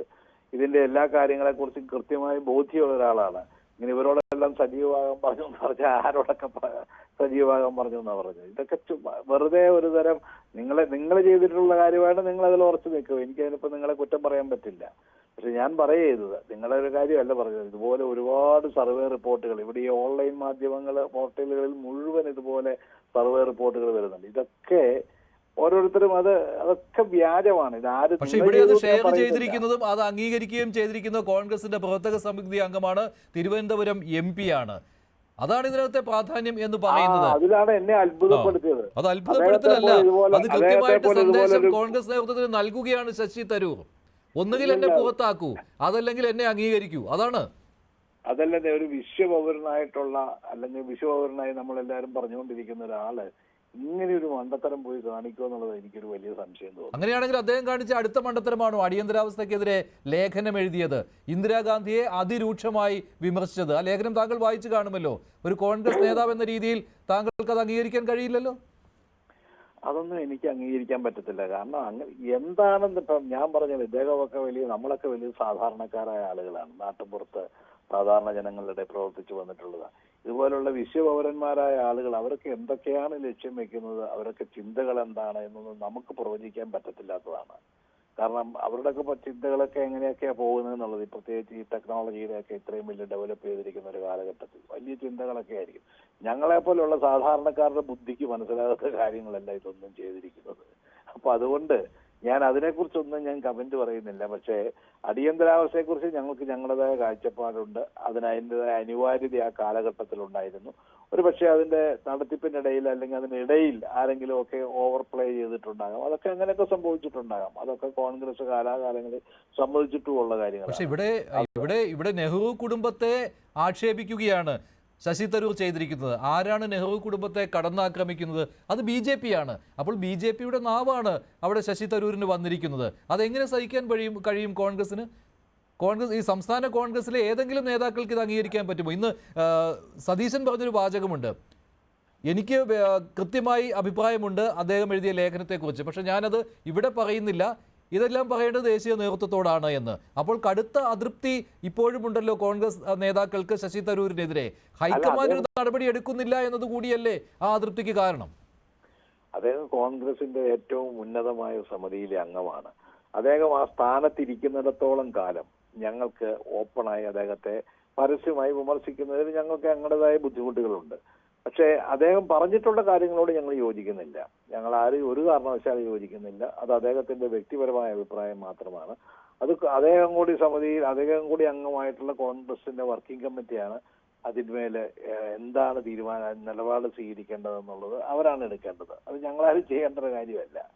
അപ്പൊ ഞാൻ അദ്ദേഹത്തെ അങ്ങനെ പരസ്യമായിട്ട് തള്ളിപ്പറയല്ല, പക്ഷെ അദ്ദേഹത്തിന്റെ അഭിപ്രായത്തെ തള്ളിപ്പറയാണ്. അതൊന്നും ഒട്ടും ശരിയായ കാര്യമല്ല. ശരി, ശ്രീ ജോസഫ് പഴകി കുറച്ച് സമയം കൂടി ടെലിഫോൺ ലൈൻ തുടരുക. ശ്രീ ഷാബു പ്രസാദ്, അദ്ദേഹത്തിന് ചിലപ്പോൾ ഒരു അബദ്ധം പറ്റിയതായിരിക്കാം ആ സർവേ ഫലം പങ്കുവെച്ചത്. അതായത് ഞാൻ തന്നെയാണ് മുഖ്യമന്ത്രി സ്ഥാനത്തിന് യോഗ്യൻ എന്നുള്ള സർവേ ഫലം പങ്കുവെച്ചത് ചിലപ്പോൾ ഒരു അബദ്ധമായിരിക്കാം, അല്ലെങ്കിൽ മറ്റാരെങ്കിലും അദ്ദേഹത്തെ പറ്റിച്ചതായിരിക്കാം തുടങ്ങിയ കാര്യങ്ങൾ പറയുന്നുണ്ട് ശ്രീ ജോസഫ് പഴക്കൻ. യോജിക്കാൻ കഴിയുന്നതാണോ അത്? ഇല്ല, ഇപ്പം ബഹുമാനപ്പെട്ട ജോസഫ് വാഴക്കിന് ഇങ്ങനെയൊക്കെ പറയാൻ കഴിയുള്ളൂ. അദ്ദേഹം ഇവിടെ പറഞ്ഞു, ഇപ്പോഴും ശശി തരൂര് കോൺഗ്രസിന്റെ ഉന്നതാധികാര സമിതിയിലെ അംഗമാണ്, ഇവരുടെയൊക്കെ നേതാവാണ്, അടിവര ഇട്ടു പറയും. അപ്പോൾ നിലവിൽ അങ്ങനെയുള്ള ഒരു നേതാവിൻ്റെ പ്രവൃത്തിക്കെതിരെ അവർക്ക് വിയോജിപ്പുണ്ടെങ്കിൽ പോലും ഇങ്ങനെയൊക്കെ പറയാൻ പറ്റുള്ളൂ, മാക്സിമമാണ്. പിന്നെ ശശി തരൂര് അങ്ങനെ ഒരു വിഡ്ഢിയാണ് എന്ന് കരുതാനും മാത്രം വിഡ്ഢികളൊന്നും അല്ലല്ലോ നമുക്കൊക്കെ അത്യാവശ്യം കോമൺ സെൻസ് ഒക്കെ ഉള്ളവരല്ലേ. ഒന്നും ആലോചിക്കാതെ ചെയ്യാൻ ചെയ്യുന്ന ഒരാളാണോ അദ്ദേഹം? ഒന്നുകൂടി ആലോചിക്കുക മഞ്ജുഷേ, അദ്ദേഹം ഈ രാഷ്ട്രീയം കൊണ്ട് ഉപജീവനം കഴിക്കേണ്ട ഒരാളല്ല. ആ ഉപജീവനം കഴിക്കേണ്ട കാര്യം അദ്ദേഹത്തിന് ഇല്ല. അതേസമയം ഇവരെ പോലെയുള്ള ഇങ്ങനെയുള്ളവർക്ക് ഇവരെ സംബന്ധിച്ചിടത്തോളം ഇതിൻ്റെ കോൺഗ്രസ്സിലുള്ള മഹാഭൂരിപക്ഷം ആൾക്കാരെ സംബന്ധിച്ചിടത്തോളവും ഈ രാഷ്ട്രീയം അല്ലാതെ വേറൊരു തൊഴിൽ അവർക്ക് അറിയില്ല. അവർക്ക് ഒരു പണി അവർക്കറിയില്ല. വൃത്തിയായിട്ട് എന്തെങ്കിലും ഒരു ജോലി, ഈ രാഷ്ട്രീയ പ്രവർത്തനം ഇങ്ങനെ ഇതുപോലുള്ള ഏർപ്പാടല്ലാതെ എന്തെങ്കിലും ഒരു ജോലി ചെയ്യാൻ അറിയാവുന്ന എത്ര രാഷ്ട്രീയക്കാർ ഇത് കേരളത്തിലുണ്ട്. ഞാൻ എല്ലാ രാഷ്ട്രീയ പാർട്ടികളെയും ഉദ്ദേശിച്ച് തന്നെയാണ് പറയുന്നത്. അതിൻ്റെ അകത്ത് ആരെ എക്സെപ്ഷനായിട്ട് എടുക്കുന്നില്ല. ഒരിക്കൽ ഇവിടെ ഒരു ഓസ്ട്രേലിയൻ പത്രപ്രവർത്തക അന്ന് ഇന്ത്യയിൽ വന്ന സമയത്ത് ഞാൻ ഓർക്കുന്നുണ്ട്, ഇന്ത്യ ടുഡേയിൽ വന്ന ഒരു അഭിമുഖമാണ്. അവരുടെ ഒരു പ്രതികരണം കണ്ടതാണ്. അവർ ചോദിച്ചു, ഇപ്പോൾ ഇവിടെയുള്ള ചില രാഷ്ട്രീയ നേതാക്കന്മാരെ കണ്ടപ്പോൾ അവരാരുടെയും പേര് പറഞ്ഞില്ല.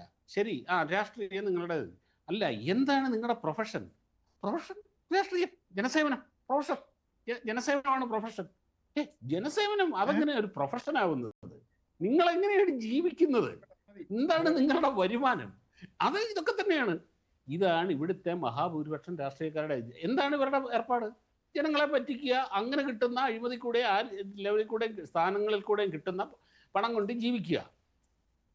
അങ്ങനെയുള്ളവർക്കാണ് ഇതിൻ്റെ അകത്ത് നിലനിന്നില്ലെങ്കിൽ, നാളെ എന്തെങ്കിലും സ്ഥാനം കിട്ടിയില്ലെങ്കിൽ, MLA ആയില്ലെങ്കിൽ, മന്ത്രിയായില്ലെങ്കിൽ, അല്ലെങ്കിൽ ഒരു ബോർഡ് മെമ്പറെങ്കിലും ആയില്ലെങ്കിൽ, എന്തെങ്കിലുമൊക്കെ ആയില്ലെങ്കിൽ അവരുടെ ജീവിതം പ്രശ്നമാണത്. അങ്ങനെയുള്ള ഒരു അങ്കലാപ്പ്, അങ്ങനെയുള്ളൊരു ഭയം ശശി തരൂരിനെ സംബന്ധിച്ചിടത്തോളം ആവശ്യമില്ല.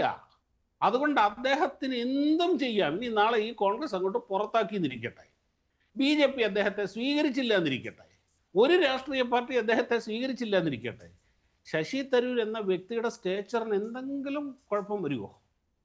ഈ ലോക സമൂഹത്തിൻ്റെ മുമ്പിലും ഈ നാട്ടിലും എന്തെങ്കിലും ശശി തരൂര് കാര്യം അദ്ദേഹം സ്വയം ഒരു ബ്രാൻഡായി മാറിയാണ്. അദ്ദേഹത്തിൻ്റെ പല അഭിപ്രായങ്ങളോടും എനിക്ക് വിയോജിപ്പും കാര്യങ്ങളും ഒക്കെ ഉണ്ട്. പക്ഷെ എങ്കിൽ പോലും ചില യാഥാർത്ഥ്യങ്ങൾ നമുക്ക് അംഗീകരിക്കാതിരിക്കാൻ പറ്റില്ല. അതാണ് ശശി തരൂരിന്റെ കരുത്ത്. പക്ഷേ ശശി തരൂരിന്റെ ആ കരുത്തുണ്ടെങ്കിലും അദ്ദേഹം പറഞ്ഞത് വിഴുങ്ങിയാണ് ഇപ്പോൾ നിൽക്കുന്നത്. സംശയമില്ലാത്ത കാര്യമാണല്ലോ. പ്രധാനമന്ത്രി നരേന്ദ്രമോദിയെ അതിരൂക്ഷമായി വിമർശിച്ചിരുന്നയാൾ ഇപ്പോൾ അത് നേരെ തിരിഞ്ഞു. അത്രയേ ഉള്ളൂ, കാര്യങ്ങൾ അതുപോലെ ഉള്ളൂ. അപ്പോൾ അല്ലല്ലോ, എല്ലാ രാഷ്ട്രീയക്കാരെയും പറയുമ്പോൾ ശശി തരൂരിനെയും പറയേണ്ടി വരും. അദ്ദേഹം നിലനിൽപ്പിന്റെ കളി കളിക്കുന്നുണ്ട്. അദ്ദേഹത്തിന് അടുത്ത ലക്ഷ്യം വന്നു കഴിഞ്ഞു, ശ്രീ ഷാബു പ്രസാദ്. അത് BJP-യിൽ നിന്ന് കിട്ടേണ്ട എന്തെങ്കിലും പുതിയ ആനുകൂല്യമായിരിക്കും. അതിൽ സംശയമുള്ള കാര്യമൊന്നുമല്ല. അല്ലെങ്കിൽ BJP സ്വീകരിച്ചില്ലെങ്കിൽ എന്താകും എന്നൊന്നും പറയേണ്ട കാര്യമില്ല. അദ്ദേഹം കൃത്യമായി ലക്ഷ്യം വെച്ചു കഴിഞ്ഞു. മഞ്ജുഷേ പറയുന്നത്, ശശി തരൂർ അടിമുടി പ്രൊഫഷണൽ ആയിട്ടുള്ള ഒരാളാണ്. അദ്ദേഹത്തിന് കൃത്യമായ ഗെയിം പ്ലാൻ ഉണ്ട്. ഒരു പ്രൊഫഷണലിന്റെ ഏറ്റവും വലിയ ലക്ഷണമാണ് അവർക്ക് കൃത്യമായ ഒബ്ജക്റ്റീവ്സ് ഉണ്ടാകും. ആ ഒബ്ജക്റ്റീവ്സിനെ പറ്റി കൃത്യമായ പ്ലാനിങ് അവർക്കുണ്ടാകും. അവർക്ക് കൃത്യമായ ഒരു റോഡ് മാപ്പ് ഉണ്ടാകും. ഇതെല്ലാം ഉണ്ടാകും. അദ്ദേഹം അതറിഞ്ഞ് തന്നെ ചെയ്യുകയും ചെയ്യും. അത് പറയേണ്ടത് എപ്പം, എങ്ങനെ, എവിടെ, എങ്ങനെ പ്രതികരിക്കണം, എന്ത് പറയണം, എന്ത് പറയരുത്, ആ ടൈമിങ്, ഇതെല്ലാം അദ്ദേഹത്തിനുണ്ട്. ശരി, ശ്രീ ജോർജ് കള്ളിവേൽ, ആ ടൈമിംഗ് ഉണ്ടോ? കത്തോലിക്ക സഭയുടെ പത്രത്തിൽ തന്നെ ഇങ്ങനെ ഒരു അടിയന്തരാവസ്ഥയെ വിമർശിച്ചുകൊണ്ടുള്ള ലേഖനം വന്നതിൽ അതിലെന്തെങ്കിലും കാണേണ്ടതുണ്ടോ? കത്തോലിക്ക സഭയുടെ പത്രമായിട്ട് വന്നതിലൊരു കാര്യമില്ല. ദീപികയില് അദ്ദേഹം ലേഖനങ്ങൾ എഴുതിയിട്ടുണ്ട്, ഇനിയും എഴുതും. അത് അദ്ദേഹം വളരെ വ്യക്തിപരമായി ഒരു നല്ല സുഹൃത്താണ്. പക്ഷേ ഞാനിവിടെ നമ്മുടെ താങ്കൾ ചോദിക്കുന്ന പോലെ, അല്ലെങ്കിൽ നമ്മുടെ ജോസഫ് വാഴയ്ക്കൻ, എൻ്റെ പ്രിയ സുഹൃത്ത് ജോസഫ് വാഴയ്ക്കൻ പറഞ്ഞതുപോലെ, ഇതൊരു അദ്ദേഹത്തിന്റെ ട്വീറ്റും ഇന്നുണ്ടായ ലേഖനം ഒന്നും വെറും സാന്ദർഭികമല്ല. ഇതെല്ലാം ഒരു തുടർച്ചയുടെ ഭാഗമാണ്.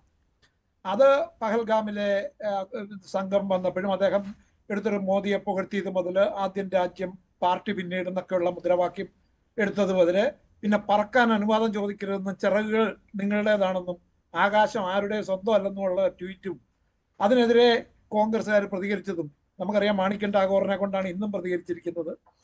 മാണിക്കൻ ടാഗോർ ആണ് ശ്രീ രാഹുൽ ഗാന്ധിയുടെയും ശ്രീ KC വേണുഗോപാലിന്റെയും വിശ്വസ്തനാണ്.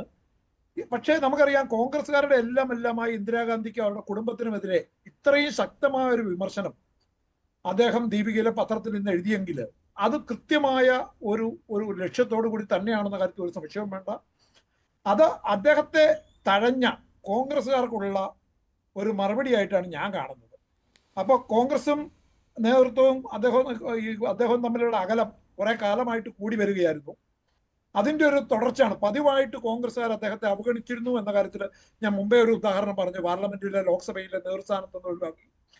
അത് കഴിഞ്ഞ് പ്രധാനപ്പെട്ട, നമുക്കറിയാം, വർക്കിംഗ് കമ്മിറ്റിയിലെ സ്ഥിരാംഗമായ അദ്ദേഹത്തോട് ദേശീയ തലത്തിലെയോ കേരളത്തിലെയോ പാർട്ടി കാര്യങ്ങൾ കൂടി ആലോചിക്കാനോ അറിയിക്കാനോ പോലും നേതാക്കൾ മെനക്കെടാറില്ല. ഇത് അദ്ദേഹം എന്നോട് നേരിട്ട് പറഞ്ഞിട്ടുള്ള കാര്യമാണ്.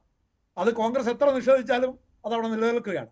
ഏറ്റവും അവസാനം കോൺഗ്രസ് പ്രസിഡന്റിന്റെ അടുത്തും രാഹുൽ ഗാന്ധിയുടെ അടുത്ത് അപ്പോയിന്റ്മെന്റ് ചോദിച്ചാൽ അത് നിഷേധിക്കപ്പെട്ടു.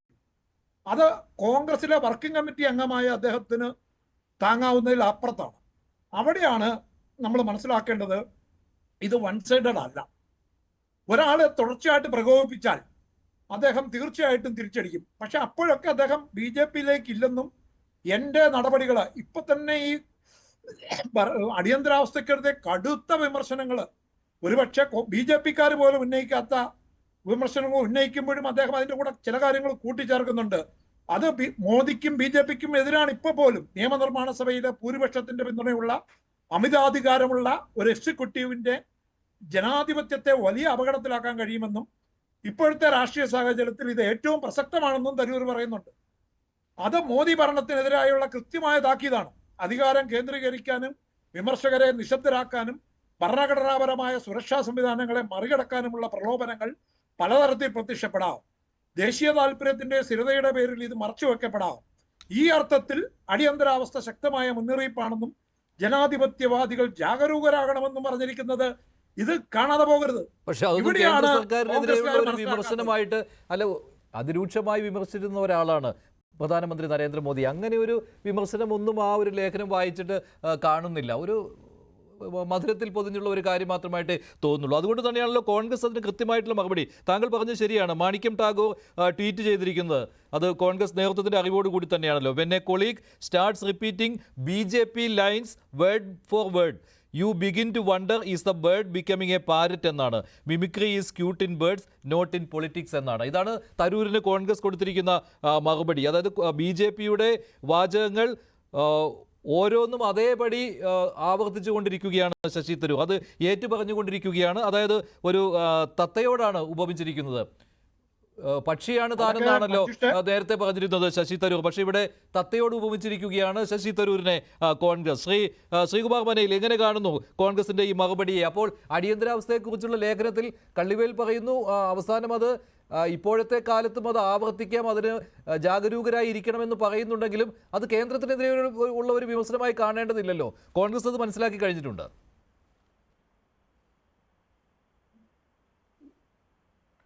മഞ്ജുഷ, ഈ ശശി തരൂർ കോൺഗ്രസ് വിടാൻ തയ്യാറെടുത്ത് നിൽക്കുകയാണെന്നുള്ള കാര്യത്തിൽ ആർക്കും സംശയമില്ല. അത് BJP-യുടെ ഒരു ഗ്രാൻഡ് ഡിസൈനിൻ്റെ ഭാഗം കൂടിയാണ്. നമ്മളൊരു കാര്യം മനസ്സിലാക്കേണ്ടത്, ശശി തരൂർ, ഞാൻ നേരത്തെ തുടക്കത്തിൽ തന്നെ പറഞ്ഞു, മല്ലികാർജ്ജുന ഖാർഗെക്കെതിരെ മത്സരിക്കാൻ ശശി തരൂർ തീരുമാനിച്ചപ്പോൾ തന്നെ ഏറെക്കുറെ അദ്ദേഹം കോൺഗ്രസിൽ നിന്ന് പുറത്തേക്കുള്ള വഴികൾ തേടിയിരുന്നു. കാരണം നെഹ്റു കുടുംബം ആഗ്രഹിക്കുന്ന സ്ഥാനാർത്ഥിക്കെതിരെ കോൺഗ്രസിൽ നിന്ന് ഒരാൾ മത്സരിക്കുക എന്ന് പറഞ്ഞാൽ പിന്നെ കോൺഗ്രസിൽ അയാൾക്ക് നിലനിൽപ്പില്ല. അത് അടിവരയിട്ട് പറയാം, അണ്ടർലൈൻ ചെയ്ത് പറയേണ്ട കാര്യമാണ്. പിന്നെ കോൺഗ്രസിൽ അയാൾ നിൽക്കുന്നതിൽ യാതൊരു അർത്ഥവുമില്ല. പക്ഷേ ഈ പറഞ്ഞ പോലെ ഈ 15% വോട്ട് തേടിക്കൊണ്ട് നമ്മൾ കാര്യം മനസ്സിലാക്കേണ്ടത്, കോൺഗ്രസ് പ്രസിഡന്റിനെതിരെ മത്സരിച്ചു എന്നുള്ള കാരണം കൊണ്ടാണ് അദ്ദേഹം വർക്കിംഗ് കമ്മിറ്റിയിൽ അംഗമായത്. കാരണം പണ്ട് സോണിയാഗാന്ധിക്കെതിരെ മത്സരിച്ച ജിതേന്ദ്ര പ്രസാദയും പിന്നീട് വർക്കിംഗ് കമ്മിറ്റിയിൽ അംഗമാക്കിയിരുന്നു. കാരണം കോൺഗ്രസ് പ്രസിഡന്റ് തെരഞ്ഞെടുപ്പിൽ മത്സരിച്ച ആളെ വർക്കിംഗ് കമ്മിറ്റിയിൽ അംഗമാക്കുക എന്നുള്ള കീഴ്വഴക്കമുള്ളത് കൊണ്ട് ശശി തരൂരും വർക്കിംഗ് കമ്മിറ്റി അംഗമായി. പക്ഷേ ഒരു കാര്യം മനസ്സിലാക്കേണ്ടത്, കോൺഗ്രസിൻ്റെ പ്രഖ്യാപിത നിലപാടുകളോടും കോൺഗ്രസിലെ രാഷ്ട്രീയ സാഹചര്യങ്ങളോടും, കോൺഗ്രസിലെ രാഷ്ട്രീയ സാഹചര്യം എന്താണ്? രാഹുൽ ഗാന്ധിയാണ് കോൺഗ്രസിനെ നയിക്കുന്നത്. മല്ലികാർജ്ജുന ഖാർഗെ പ്രസിഡന്റ് ആണെങ്കിലും അടിസ്ഥാനപരമായിട്ട് രാഹുൽ ഗാന്ധി തന്നെയാണ് കോൺഗ്രസിൻ്റെ അവസാന വാക്ക്. അപ്പോൾ രാഹുൽ ഗാന്ധിക്ക് താല്പര്യമില്ലാത്ത ഒരാളാണ് ശശി തരൂർ എന്നുള്ളത് കോൺഗ്രസിലെ എല്ലാ നേതാക്കളും മനസ്സിലായി കഴിഞ്ഞു. കേരളത്തിലായാലും കാശ്മീരിലായാലും പഞ്ചാബിലായാലും നേതാക്കൾക്കറിയാം ശശി തരൂരിനോട് രാഹുൽ ഗാന്ധിക്ക് താല്പര്യമില്ല എന്നുള്ളത്. അപ്പോൾ പിന്നെ ശശി തരൂരിനെ മറ്റേ ഇവിടെ കേരളത്തിൽ നടക്കുന്ന കാര്യങ്ങൾ അറിയിക്കുന്നില്ല എന്ന് പറഞ്ഞാൽ അർത്ഥമില്ല. കാരണം വെച്ചാൽ അറിയിക്കുക, രാഹുൽ ഗാന്ധിക്ക് താല്പര്യമില്ലാത്ത ഒരാളെ എങ്ങനെയാണ് നടത്തുന്ന കാര്യങ്ങൾ അറിയിക്കുകയും ചർച്ചയ്ക്ക് വിളിക്കുകയും ചെയ്യുക? കോൺഗ്രസിൻ്റെ രാഷ്ട്രീയക്കാലം അങ്ങനെ തന്നെയാണ്. രാജീവ് ഗാന്ധി ഉള്ളപ്പോഴും, ഇന്ദിരാഗാന്ധി ഉള്ളപ്പോഴും, സോണിയാഗാന്ധി വരുമ്പോഴും, നെഹ്റു ഉള്ളപ്പോഴൊക്കെ അങ്ങനെ തന്നെയായിരുന്നു. അപ്പോൾ അതുകൊണ്ട് ശശി തരൂർ പുറത്തേക്കുള്ള, പക്ഷെ അദ്ദേഹം പുറത്തേക്ക് പോകുമ്പോൾ രക്തസാക്ഷി പരിവേഷത്തോടെ പുറത്തേക്ക് പോകണമെന്ന് ആഗ്രഹിക്കുന്നു. അതിനുള്ള വേലകളാണ് ഈ ബേസിക്കലി ഈ വിഷവരണി പൂപ്പിക്കുന്നത്. കാരണം കോൺഗ്രസിൽ നിന്ന് പുറത്തേക്ക് പോകുമ്പോൾ രാഹുൽ ഗാന്ധി അദ്ദേഹത്തെ ചവിട്ടി പുറത്താക്കിയെന്നും കണ്ടില്ല, ഇതുപോലൊരു പ്രഗത്ഭനായ ഒരു വിശ്വപൗരനെ, ആഗോളതലത്തിൽ അറിയപ്പെടുന്ന ഒരാളെ രാഹുൽ ഗാന്ധിയെ ഒരാൾ ചവിട്ടി കോൺഗ്രസിൽ നിന്ന് പുറത്താക്കിയത് BJPക്ക് പറയാനൊരു അവസരം ഉണ്ടാകണം. ആ അവസരം സൃഷ്ടിക്കാനുള്ള ബെടാപ്പാടാണ്, ബന്ധപ്പാടാണ് യഥാർത്ഥത്തിൽ ഈ ശശി തരൂരോട് കിടന്ന് കാണിക്കുന്നത്. അല്ലാതെ ഈ പറയുന്ന, പിന്നെ ഞാൻ നേരത്തെ പറഞ്ഞ പോലെ കേരളം പോലുള്ള ഹിപ്പോക്രാറ്റിക് മിഡിൽ ക്ലാസ് സമൂഹത്തിൽ എന്താ പറയുക, ശശി തരൂരിനെ പോലെ ഇംഗ്ലീഷ് പറയാൻ ആഗ്രഹിക്കുന്ന ഒരുപാട് കുട്ടികൾ വളർന്നു വരുന്നൊരു സമൂഹമാണിത്. കാരണം എങ്ങനെ തരൂരിനെ പോലെ ഇംഗ്ലീഷ് പറയാമെന്നില്ല. പക്ഷേ കേരളം വിട്ടു കഴിഞ്ഞാൽ തരൂരിനേക്കാൾ മികച്ച രീതിയിൽ ഇംഗ്ലീഷ് കോൺവെർസേഷൻ നടത്തുന്ന എത്രയോ പേര് നമ്മൾ നേരിട്ട് കണ്ടിട്ടുണ്ട്. എത്രയോ പേരെ, നൂറുകണക്കിന് ആൾക്കാരെ ഞാൻ കണ്ടിട്ടുണ്ട്. നമുക്ക് ഡൽഹിയിലും ബോംബെയിലും ബാംഗ്ലൂരിലും പോയി കഴിഞ്ഞാൽ സാധാ പിള്ളേർ നമുക്ക് കാണാം അവിടുത്തെ സ്കൂളിൽ, പബ്ലിക് സ്കൂളിലൊക്കെ. അപ്പോൾ അതൊന്നും ഒരു മലയാളിയുടെ ഒരു എന്താ പറയുക, ഒരു തരം വൃത്തികെട്ട അടിമത്തത്തിൻ്റെ ഒരു മുഖം മാത്രമാണ് തരൂരിനോടുള്ള ആരാധന എന്നുള്ളതാണ് ഞാൻ പണ്ടേ മനസ്സിലാക്കിയിരിക്കുന്നത്. അല്ലാതെ അതിലപ്പുറത്തേക്ക്, കാരണം അദ്ദേഹത്തിൻ്റെ ഈ പറയുന്ന പുസ്തകങ്ങൾ പോലും ഒരു ആവറേജ് പുസ്തകങ്ങളാണ് ഏറെക്കുറെ എല്ലാം തന്നെ. ഈ ഇപ്പോൾ അരുന്ധതി റൂബി എഴുതുന്ന പോലെ ഇംഗ്ലീഷിൻ്റെ, അല്ലെങ്കിൽ ആർ കെ നാരായണൻ എഴുതുന്ന പോലെ ഭംഗിയുള്ള ഇംഗ്ലീഷൊന്നും അല്ല ഒരു പരിധി ശശി തരൂർ എഴുതുന്നത്. ആ പുസ്തകം വായിച്ചാൽ നമുക്ക് മനസ്സിലാവും. അദ്ദേഹത്തിന് എല്ലാ പുസ്തകം ഏറെക്കുറെ എൻ്റെ അടുത്തുള്ള ആളെ ഞാൻ. അപ്പോൾ അതുകൊണ്ട് അങ്ങനെ ഈ പറഞ്ഞു കയറ്റുന്ന ഒരു എന്താ പറയുക, ഇത് മാത്രമാണ് യഥാർത്ഥം തരൂരിനെ കുറിച്ചുള്ളൂ. അല്ലാതെ അതിനപ്പുറത്തേക്ക് കോൺഗ്രസ് പോലുള്ളൊരു പ്രസ്ഥാനത്തിൽ നിന്ന് ഒരു കോൺഗ്രസ് നേതാവായി തീരാനുള്ള ഒരു യോഗ്യതയും അദ്ദേഹം ഡിസ്പ്ലേ ചെയ്യുന്നില്ല. അതാണ് അദ്ദേഹത്തിൻ്റെ പ്രശ്നം. കേരളത്തിലായാലും കേരളത്തിന് വെളിയിലായാലും ഒരു കോൺഗ്രസ് കുറച്ച് നിന്ന്, ഇപ്പോൾ തരൂരിനെ പോലെ തന്നെ പ്രഗത്ഭനാണ് ജയറാം രമേശ്. അങ്ങനെ എത്ര നേതാക്കളുണ്ട് അവരല്ല. അപ്പോൾ ഈ ജയറാം രമേശ് എന്താ മോശമാണോ? അപ്പോൾ അങ്ങനെയുള്ള ആളുകളൊക്കെ എല്ലാവർക്കും ഈ ഒരു പാർട്ടി അക്കോമഡേറ്റീവ് ആകുമ്പോൾ അതിൻ്റെ ഒരു 4 ചതുരത്തിനുള്ളിൽ നിൽക്കാൻ കഴിയുന്ന ഒരാൾക്ക് മാത്രമേ നിൽക്കാൻ പറ്റുള്ളൂ. CPM പണ്ട് പറയാറില്ലേ, കമ്മ്യൂണിസ്റ്റുമായിട്ട് പറയാറില്ലേ, പൊന്നു കായ്ക്കുന്ന മരമായാലും പുരയ്ക്ക് ചാഞ്ഞ് വെട്ടു എന്നുള്ളത്. അത് ലോകത്തെ എല്ലാ രാഷ്ട്രീയ പാർട്ടിയിലും അത് വേണം. കാരണം ഈ BJP-യിൽ തന്നെ എത്രയോ വലിയ നേതാക്കൾ BJP-യിൽ നിന്ന് പുറത്തായി. എത്രയോ വലിയ നേതാക്കൾ, കാരണം എന്താ, ശങ്കർ സിംഗ് വകയെ പോലെയുള്ള അല്ലെങ്കിൽ വലിയ നേതാക്കൾ BJP. കാരണം ഒരു രാഷ്ട്രീയ പാർട്ടിക്ക് ഒരാളെ ഉൾക്കൊള്ളുമ്പോൾ അയാൾ ആ പാർട്ടിയേക്കാൾ വലുതാൻ പാടില്ല. തരൂർ വിശ്വപൗരനാണെങ്കിൽ പിന്നെ അയാൾ വിശ്വപൗരനായിട്ട് മാറിയെന്നുള്ളൂ, പിന്നെ കോൺഗ്രസിലേക്ക് ആവശ്യമില്ലല്ലോ. അപ്പോൾ അതെനിക്ക് തോന്നുന്നില്ല. കാരണം അതൊക്കെ ഒരു കാരണം യഥാർത്ഥത്തിൽ BJP-യുടെ grand design, according to the grand design of BJP ആണ് ഇങ്ങനെ ആക്ട് ചെയ്യുന്നത്, പ്രവർത്തിക്കുന്നത്. BJP-യുടെ കളിയാണ് ഇതിന് പിന്നിലുള്ളത് എന്ന് വ്യക്തമായിട്ടും അത് കോൺഗ്രസ് നേതാക്കൾ തന്നെ പറയുന്നുണ്ടല്ലോ, തരൂരിന്റെ പേര് പറയാതെ. എന്നിട്ടും തരൂരിനെ എത്ര നാൾ സഹിക്കാൻ കഴിയും? ഇത് ഇന്നോ നാളെയോ അവസാനിക്കുന്ന ഒരു കാര്യമായിരിക്കുകയില്ല. ഇതിനേക്കാൾ വലുത് വരാനിരിക്കുകയാണ് എന്ന കാര്യം ഉറപ്പാണല്ലോ. അതാണല്ലോ ഒന്നിന് പുറകെ മറ്റൊന്നായിട്ട് വരികയാണ്. ഒരു ദിവസം സർവേ ആണെങ്കിൽ തൊട്ടടുത്ത ദിവസം അടിയന്തരാവസ്ഥയ്ക്കെതിരെയാണ് തരൂർ രംഗത്തെത്തിയിരിക്കുന്നത്. അപ്പോൾ ഏത് സമയവും എന്തും പ്രതീക്ഷിക്കാമല്ലോ തരൂരിൽ നിന്ന്. ഞാനതിന് മറുപടി പറയാം. ഞാൻ അതിന് മുമ്പ് ഷാബു പ്രസാദ്, അദ്ദേഹം ഇപ്പം BJP-കാരനാണോ RSS-കാരനാണോ അതോ ഇവരുടെയൊക്കെ സഹയാത്രികനാണോ, ഏത് കപ്പാസിറ്റിയിലാണ് വന്നിരിക്കുന്നതെന്ന് എനിക്കറിയില്ല. ഞാൻ കുറെ കാലമായി ചർച്ചകളിലൊന്നും അങ്ങനെ വരാറുള്ള ഒരാളല്ല. അദ്ദേഹം കേരളത്തിലെ രാഷ്ട്രീയ പ്രവർത്തകർ മുഴുവന് ഇങ്ങനെ പിരിച്ചു ജീവിക്കുന്നവരാണെന്നുള്ള നിലയിലൊക്കെ അദ്ദേഹം ഇവിടെ പറയുന്നത് കേട്ടു. ആദ്യമേ അത് കോൺഗ്രസ്സുകാരുടെ തലയിലാണ് വെച്ച്, ഇടയ്ക്ക് വെച്ച് പിന്നെ പുള്ളി എല്ലാ രാഷ്ട്രീയ പാർട്ടികൾക്കും തലയിൽ അതങ്ങ് വെച്ചു. ഷാബു പ്രസാദേ, അങ്ങനൊന്നും ജീവിക്കുന്നവരൊന്നുമല്ല. അത്യാവശ്യം കുടുംബത്തിൽ കാശുള്ളത് കൊണ്ടും ജീവിക്കാൻ മാർഗമുള്ളത് കൊണ്ടും ജീവിക്കുന്നവരാ. അങ്ങനെയൊന്നും വർത്തമാനം പറഞ്ഞു പഠിക്കരുത്. കേരളത്തിലെ കോൺഗ്രസ്സുകാരും രാഷ്ട്രീയക്കാരും മുഴുവൻ മോശക്കാരാണെന്ന്. അവരൊക്കെ അവരുടേതായ അധ്വാനം നടത്തുന്നുണ്ട്. നിങ്ങളെപ്പോലെ വന്നിരുന്നുകൊണ്ട് വൈകിട്ട് വന്നിട്ട് ചാനലിൽ 4 വർത്തമാനം പറഞ്ഞു പോകുന്നവരല്ല. ഓരോരുത്തരും പ്രാദേശികമായിട്ടും ഓരോ ബൂത്തിലും വാർഡിലും ഒക്കെ ഒരുപാട് അധ്വാനിച്ച് ജീവിക്കുന്നവരാ. അവർ ജീവിക്കാൻ പാടുപെടുന്നവരുമാണ് കേരളത്തിലെ രാഷ്ട്രീയ പ്രവർത്തകർ നല്ലൊരു പങ്ക്. നിങ്ങൾ ഏതിനെ പ്രതിനിധീകരിക്കുന്നതെന്ന് എനിക്ക് വലിയ പിടിയില്ല. നിങ്ങൾ ഞാൻ ചാനലിലൊക്കെ കണ്ടിട്ടുണ്ടെന്നുള്ളതല്ലാതെ നിങ്ങൾ ഏത് ഐഡന്റിറ്റിയിലാണ് BJP-യുടെ ഭാരവാഹിയൊന്നും അല്ലെന്ന് എനിക്ക് എന്റെ വിശ്വാസം. അപ്പൊ അതുകൊണ്ട് അങ്ങനെയൊന്നും സംസാരിച്ച് പഠിക്കരുത്. പിന്നെ ഈ പറയുന്ന ഈ ശശി തരൂരിനെ കുറിച്ച് ഞാൻ ഇവിടെ ആക്റ്റീവായി കോൺഗ്രസിന്റെ 10-15 വർഷക്കാലത്തിന് സ്പോക്സ്മാൻ ആയിരുന്നു. ആ കാലഘട്ടത്തിൽ ഞാൻ ഈ ശശി തരൂരിനെ എന്തുമാത്രം ഡിഫെൻഡ് ചെയ്തിട്ടുണ്ട്. നിങ്ങൾ കൊണ്ടുവന്ന ആരോപണം, ആ സുനന്ദ പുഷ്കറുടെ മരണവുമായിട്ടൊക്കെ ബന്ധപ്പെട്ട് ആ മനുഷ്യനെ വേട്ടയാടിയപ്പോ അദ്ദേഹത്തെ സംരക്ഷിക്കാൻ ഇവിടെ ഞാൻ കവചം തീർത്തുന്ന ആളാണ് ഞാൻ. അതുകൊണ്ട് അദ്ദേഹത്തിന്റെ മഹത്വം ഒന്നും നിങ്ങളുടെ പാർട്ടി എന്താണ് അദ്ദേഹത്തെ കുറിച്ച് ഇത്ര വരെ പറഞ്ഞു, 6 മാസം മുമ്പ് വരെ പറഞ്ഞിരുന്നു എന്നുള്ളതിനെ കുറിച്ച് എനിക്ക് കൃത്യമായ ബോധ്യമുണ്ട്. അദ്ദേഹത്തിന് അതിനെക്കുറിച്ച് ബോധ്യമുണ്ടോ എന്നുള്ളത് എനിക്കറിയില്ല. അദ്ദേഹം കേരളത്തിലെ തിരുവനന്തപുരത്തും അദ്ദേഹം സ്ഥാനാർത്ഥിയായിട്ട് ജയിക്കുന്നത് അദ്ദേഹത്തിന്റെ മാത്രം മഹത്വം കൊണ്ടാണെന്നും തെറ്റിദ്ധരിക്കരുത്. അതിനൊക്കെ അതിൻ്റെതായ പൊളിറ്റിക്സ് ഉള്ളത് കൊണ്ടാണ്. കോൺഗ്രസിന് അനുകൂലമായ ഒരു പൊളിറ്റിക്സ് അവർ ഡെവലപ്പ് ചെയ്ത് വരുന്നത് കൊണ്ടാണ് അദ്ദേഹം ജയിക്കുന്നത്. അതല്ലാതെ ശശി തരൂരിന്റെ മാത്രം മഹത്വം കണ്ടുകൊണ്ടൊന്നും അല്ല അവിടെ ആരും ജയിക്കുന്നത്. അത് ശശി തരൂരിന് മാത്രമല്ല, കേരളത്തിലെ ഒരു നേതാവും, അത് രാഷ്ട്രീയ പാർട്ടികൾക്ക് കോൺഗ്രസിന് അനുകൂലമായ രാഷ്ട്രീയ സാഹചര്യങ്ങൾ ഡെവലപ്പ് ചെയ്ത് വരുമ്പോൾ ആ സ്ഥാനാർത്ഥികളായി നിൽക്കുന്നവർക്ക് അതിന്റെ ഗുണങ്ങൾ കിട്ടും. അങ്ങനെയൊക്കെയാണ് കേരളത്തിലെ ലോക്സഭയിൽ കോൺഗ്രസ് അത്രയും സീറ്റുകളിലേക്ക് ജയിക്കുന്നത്. അതല്ലാണ്ട് വ്യക്തികളുടെ മാത്രം മഹത്വമൊന്നുമല്ല. അങ്ങനത്തെ തെറ്റിദ്ധാരണയൊന്നും എന്നോട് അങ്ങനെയൊന്നും പരത്താനും ശ്രമിക്കരുത്. പിന്നെ ഞാനിപ്പോ അതിനെക്കുറിച്ച് പറയുന്നതിന് എനിക്ക് ലിമിറ്റേഷൻ ഉള്ളത് കൊണ്ട് ഞാൻ പറയുക, ഇദ്ദേഹത്തെ സംബന്ധിച്ചിടത്തോളം ഇദ്ദേഹം ഒരു കാരണവശാലും ഇത് വളരെ ചീപ്പായി പോയി അദ്ദേഹം ചെയ്തിട്ടുള്ളത്.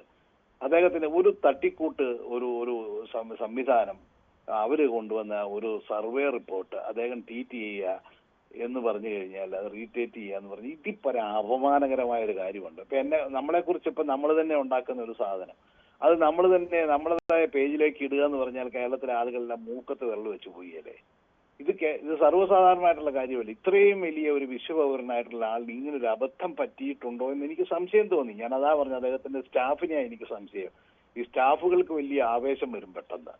കാരണം അവർക്ക് അവരുടെ ബോസിനെ കുറിച്ചൊരു നല്ല വാർത്ത വരുമ്പോൾ പെട്ടെന്ന് ആവേശം വന്ന്, കാരണം ഇത് ഇദ്ദേഹം തന്നെ ആയിരിക്കുമല്ലോ ചെയ്യുന്നത്, സ്റ്റാഫ് ആയിരിക്കുമല്ലോ ഇത് ചെയ്യുന്നത്. പക്ഷെ അങ്ങനെയാണെങ്കിൽ അദ്ദേഹത്തിന് പിന്നീട് തിരുത്താൻ അവസരമുണ്ടല്ലോ. ഇപ്പോൾ എത്രയോ മണിക്കൂറുകളായി. അതിപ്പോ സ്വന്തം പേജിൽ നിന്ന് വന്നു കഴിയുമ്പോഴത്തേക്കും തിരുത്തണമെങ്കിൽ ഇനി എന്തെങ്കിലും ന്യായം പറഞ്ഞുകൊണ്ട് വേണമല്ലോ വരാന്.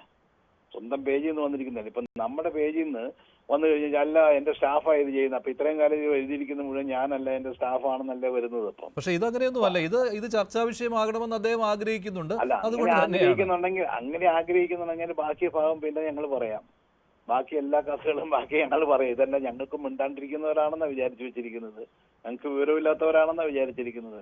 ഞങ്ങൾക്ക് ഈ പറഞ്ഞതുപോലെ ഓക്സ്ഫോർഡ് ഇംഗ്ലീഷ് ഒന്നും ചിലപ്പോൾ സംസാരിക്കാൻ അറിയത്തില്ലെങ്കിലും കേരള രാഷ്ട്രീയത്തെക്കുറിച്ചും കേരള ജനങ്ങളുടെ മനസ്സും പൊളിറ്റിക്സും ഒക്കെ വളരെ കൃത്യമായി അനലൈസ് ചെയ്യുന്നവരാണ് കേരളത്തിലെ കോൺഗ്രസിന്റെയും മിക്കവാറും എല്ലാ രാഷ്ട്രീയ പാർട്ടിയുടെ. അത് ഞങ്ങളൊക്കെ കോൺഗ്രസിന് അനേകം ആളുകളുണ്ട് കൃത്യമായിട്ട് സംസാരിക്കാൻ അറിയാവുന്നവർ. അതൊക്കെ പറയേണ്ട സമയത്ത് പറയും, അങ്ങനെ ഒരു മനഃപൂർവ്വമായിട്ടാണ് എങ്കിൽ.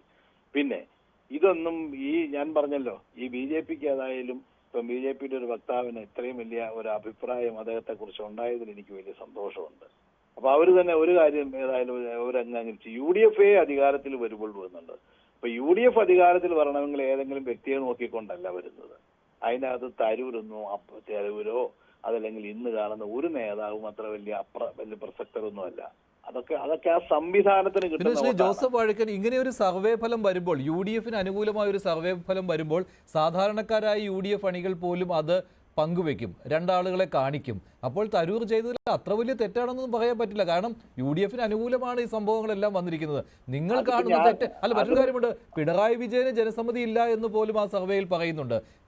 LDFൽ തന്നെ CPMൽ തന്നെ KK ശൈലജയ്ക്കാണ് ജനസമ്മതി കൂടുതൽ എന്നാണ്. അപ്പോൾ നിങ്ങളെ സന്തോഷിപ്പിക്കുന്ന പല കാര്യങ്ങളും ആ സർവേയിലുണ്ട്. അപ്പോൾ തരൂർ മാത്രമല്ല, കോൺഗ്രസിന്റെ പല അണികളും ഇത് പങ്കുവെക്കുകയും ചെയ്യും. പക്ഷെ നിങ്ങൾ നേതാക്കളെ ബുദ്ധിമുട്ടിക്കുന്നത് തരൂരാണ് ഏറ്റവും ജനസമ്മതനായ നേതാവ് എന്ന് ആ സർവേയിൽ വന്നത് മാത്രമാണ്. അതാണ് പ്രശ്നമായിരിക്കുന്നത്. അപ്പോൾ തരൂരിനെ മാത്രമായിട്ട് കുറ്റം പറയേണ്ട കാര്യമില്ല. ഈ തെരഞ്ഞെടുപ്പിന് മുമ്പ് ഈ നടത്തുന്ന മുഴുവൻ സർവേകളെ കുറിച്ച് ഞങ്ങൾക്ക് പരമപുച്ഛമാണുള്ളത്. ഇതൊന്നും യഥാർത്ഥത്തിൽ നടന്നിട്ടുള്ളതല്ല. ഒരു സർവേ നടക്കണമെങ്കിൽ കോടിക്കണക്കിന് രൂപയുടെ ചെലവുണ്ട്. വളരെ ശാസ്ത്രീയമായി, വളരെ പ്രൊഫഷണലായിട്ട്, സയന്റിഫിക് ആയിട്ട് ഒരു സർവേ നടത്തണമെങ്കിൽ ഇതൊന്നുമില്ലാതെ കഴിഞ്ഞ ഫെബ്രുവരി മാസം രൂപം കൊണ്ട ഒരു വെബ്സൈറ്റില് എന്താണ് പിന്നെ wordvibe.in കഴിഞ്ഞ ഫെബ്രുവരി, നിങ്ങളൊന്ന് അന്വേഷിച്ചു നോക്കുക, കഴിഞ്ഞ ഫെബ്രുവരി മാസം മാത്രം ഉണ്ടാക്കിയ ഒരു തട്ടിക്കൂട്ട് ഏർപ്പാടാണ്. അതിന്റെ ചില സാഹചര്യങ്ങൾ ഞാൻ പറഞ്ഞല്ലോ. ഇവർ ഈ സാധനം ഉണ്ടാക്കുക എന്ന് പറഞ്ഞു കഴിഞ്ഞാൽ ഇത് ഏതോ കുറെ വിക്കിപീഡിയയിലും അവിടെ ഇവിടെയൊക്കെ അതൊക്കെ ശരിയായിരിക്കും. പക്ഷേ അണികളെ ആവേശഭരിതമാക്കാൻ കഴിയും. നിങ്ങളുടെ UDFന്റെ അണികളെ ആവേശഭരിതമാക്കാൻ കഴിയും. നിങ്ങളൊക്കെ തെറ്റിദ്ധാരണയാണ്. ഇതുകൊണ്ടൊന്നും അണികളാരും ആവേശഭരിതരുമാകിയല്ല, നിരാശരുമാകിയല്ല. ആര് പറഞ്ഞു? ഇതൊക്കെ പങ്കുവയ്ക്കുന്ന ഒട്ടേറെ പേരുണ്ട്. അതൊക്കെ നിങ്ങൾക്ക് തോന്നുന്നതാണ്. അങ്ങനെയൊക്കെ അങ്ങനെയാണെങ്കിൽ 2 ചാനലിലോ ആരെങ്കിലും 5-6 പേര് കൂടിയിരുന്നുകൊണ്ട് ഒരു സർവേ ഫലം പുറത്തോട്ട് വിട്ടാൽ ഉടനെ തന്നെ മൊത്തം പൊളിറ്റിക്സ് അങ്ങ് മാറുമെന്നാണോ? കേരളത്തിലെ ജനങ്ങളൊക്കെ അതിനേക്കാളൊക്കെ എത്രയോ വിവരമാണ്. ഇപ്പൊ വന്നിരിക്കുന്ന റീലുകൾ, ഒരുപാട് റീലുകൾ ഇറങ്ങുന്നു. അതെല്ലാം എല്ലാവരും സത്യമാണെന്ന് വിചാരിച്ചുകൊണ്ടിരിക്കുകയാണ് ആളുകൾ. അതൊക്കെ ആദ്യമൊക്കെ കുറച്ച് ആളുകൾ തെറ്റിദ്ധരിച്ചിട്ടുണ്ടാകും. ഇപ്പോ എല്ലാവർക്കും അറിയാം ഇതൊക്കെ മൊത്തം തട്ടിപ്പാണ്. പ്രത്യേകിച്ച് AI കാലമാണ്. നോക്കുമ്പം പിന്നെ പുടിനും അതുപോലെ തന്നെ നമ്മൾ ട്രംപും കൂടെ കെട്ടിപ്പിടിച്ച് ഉമ്മ വെക്കുകയും അവരൊന്നിച്ച് ചായ കുടിക്കുകയും ഒന്നിച്ച് ഓടുകയൊക്കെ ചെയ്യുന്നതാണ് കാണുന്നത്. അപ്പൊ ഇതൊക്കെ എല്ലാവർക്കും അറിയാം. ഇതൊക്കെ പിന്നെ ഇതൊന്നും ശരിയായ കാര്യങ്ങളല്ല. ശരി, ഇത്രയും കാര്യങ്ങൾ താങ്കളുടെ പരിമിതിയിൽ നിന്നുകൊണ്ടും താങ്കൾ ഇത്രയും കാര്യങ്ങൾ പറഞ്ഞതിന് നന്ദി ശ്രീ ജോസഫ് വാഴക്കൻ. നന്ദി ശ്രീ ജോർജ് കള്ളിവയൽ, ശ്രീ ഷാബു പ്രസാദ്, ശ്രീ ശ്രീകുമാർ മനയിൽ. ഇന്നത്തെ ചോദ്യം ഇതായിരുന്നു: ശശി തരൂരിന്റെ അറിവോടെയോ സർവേ? അതേ എന്ന് 70% പ്രേക്ഷകർ, അല്ല എന്ന് 25%.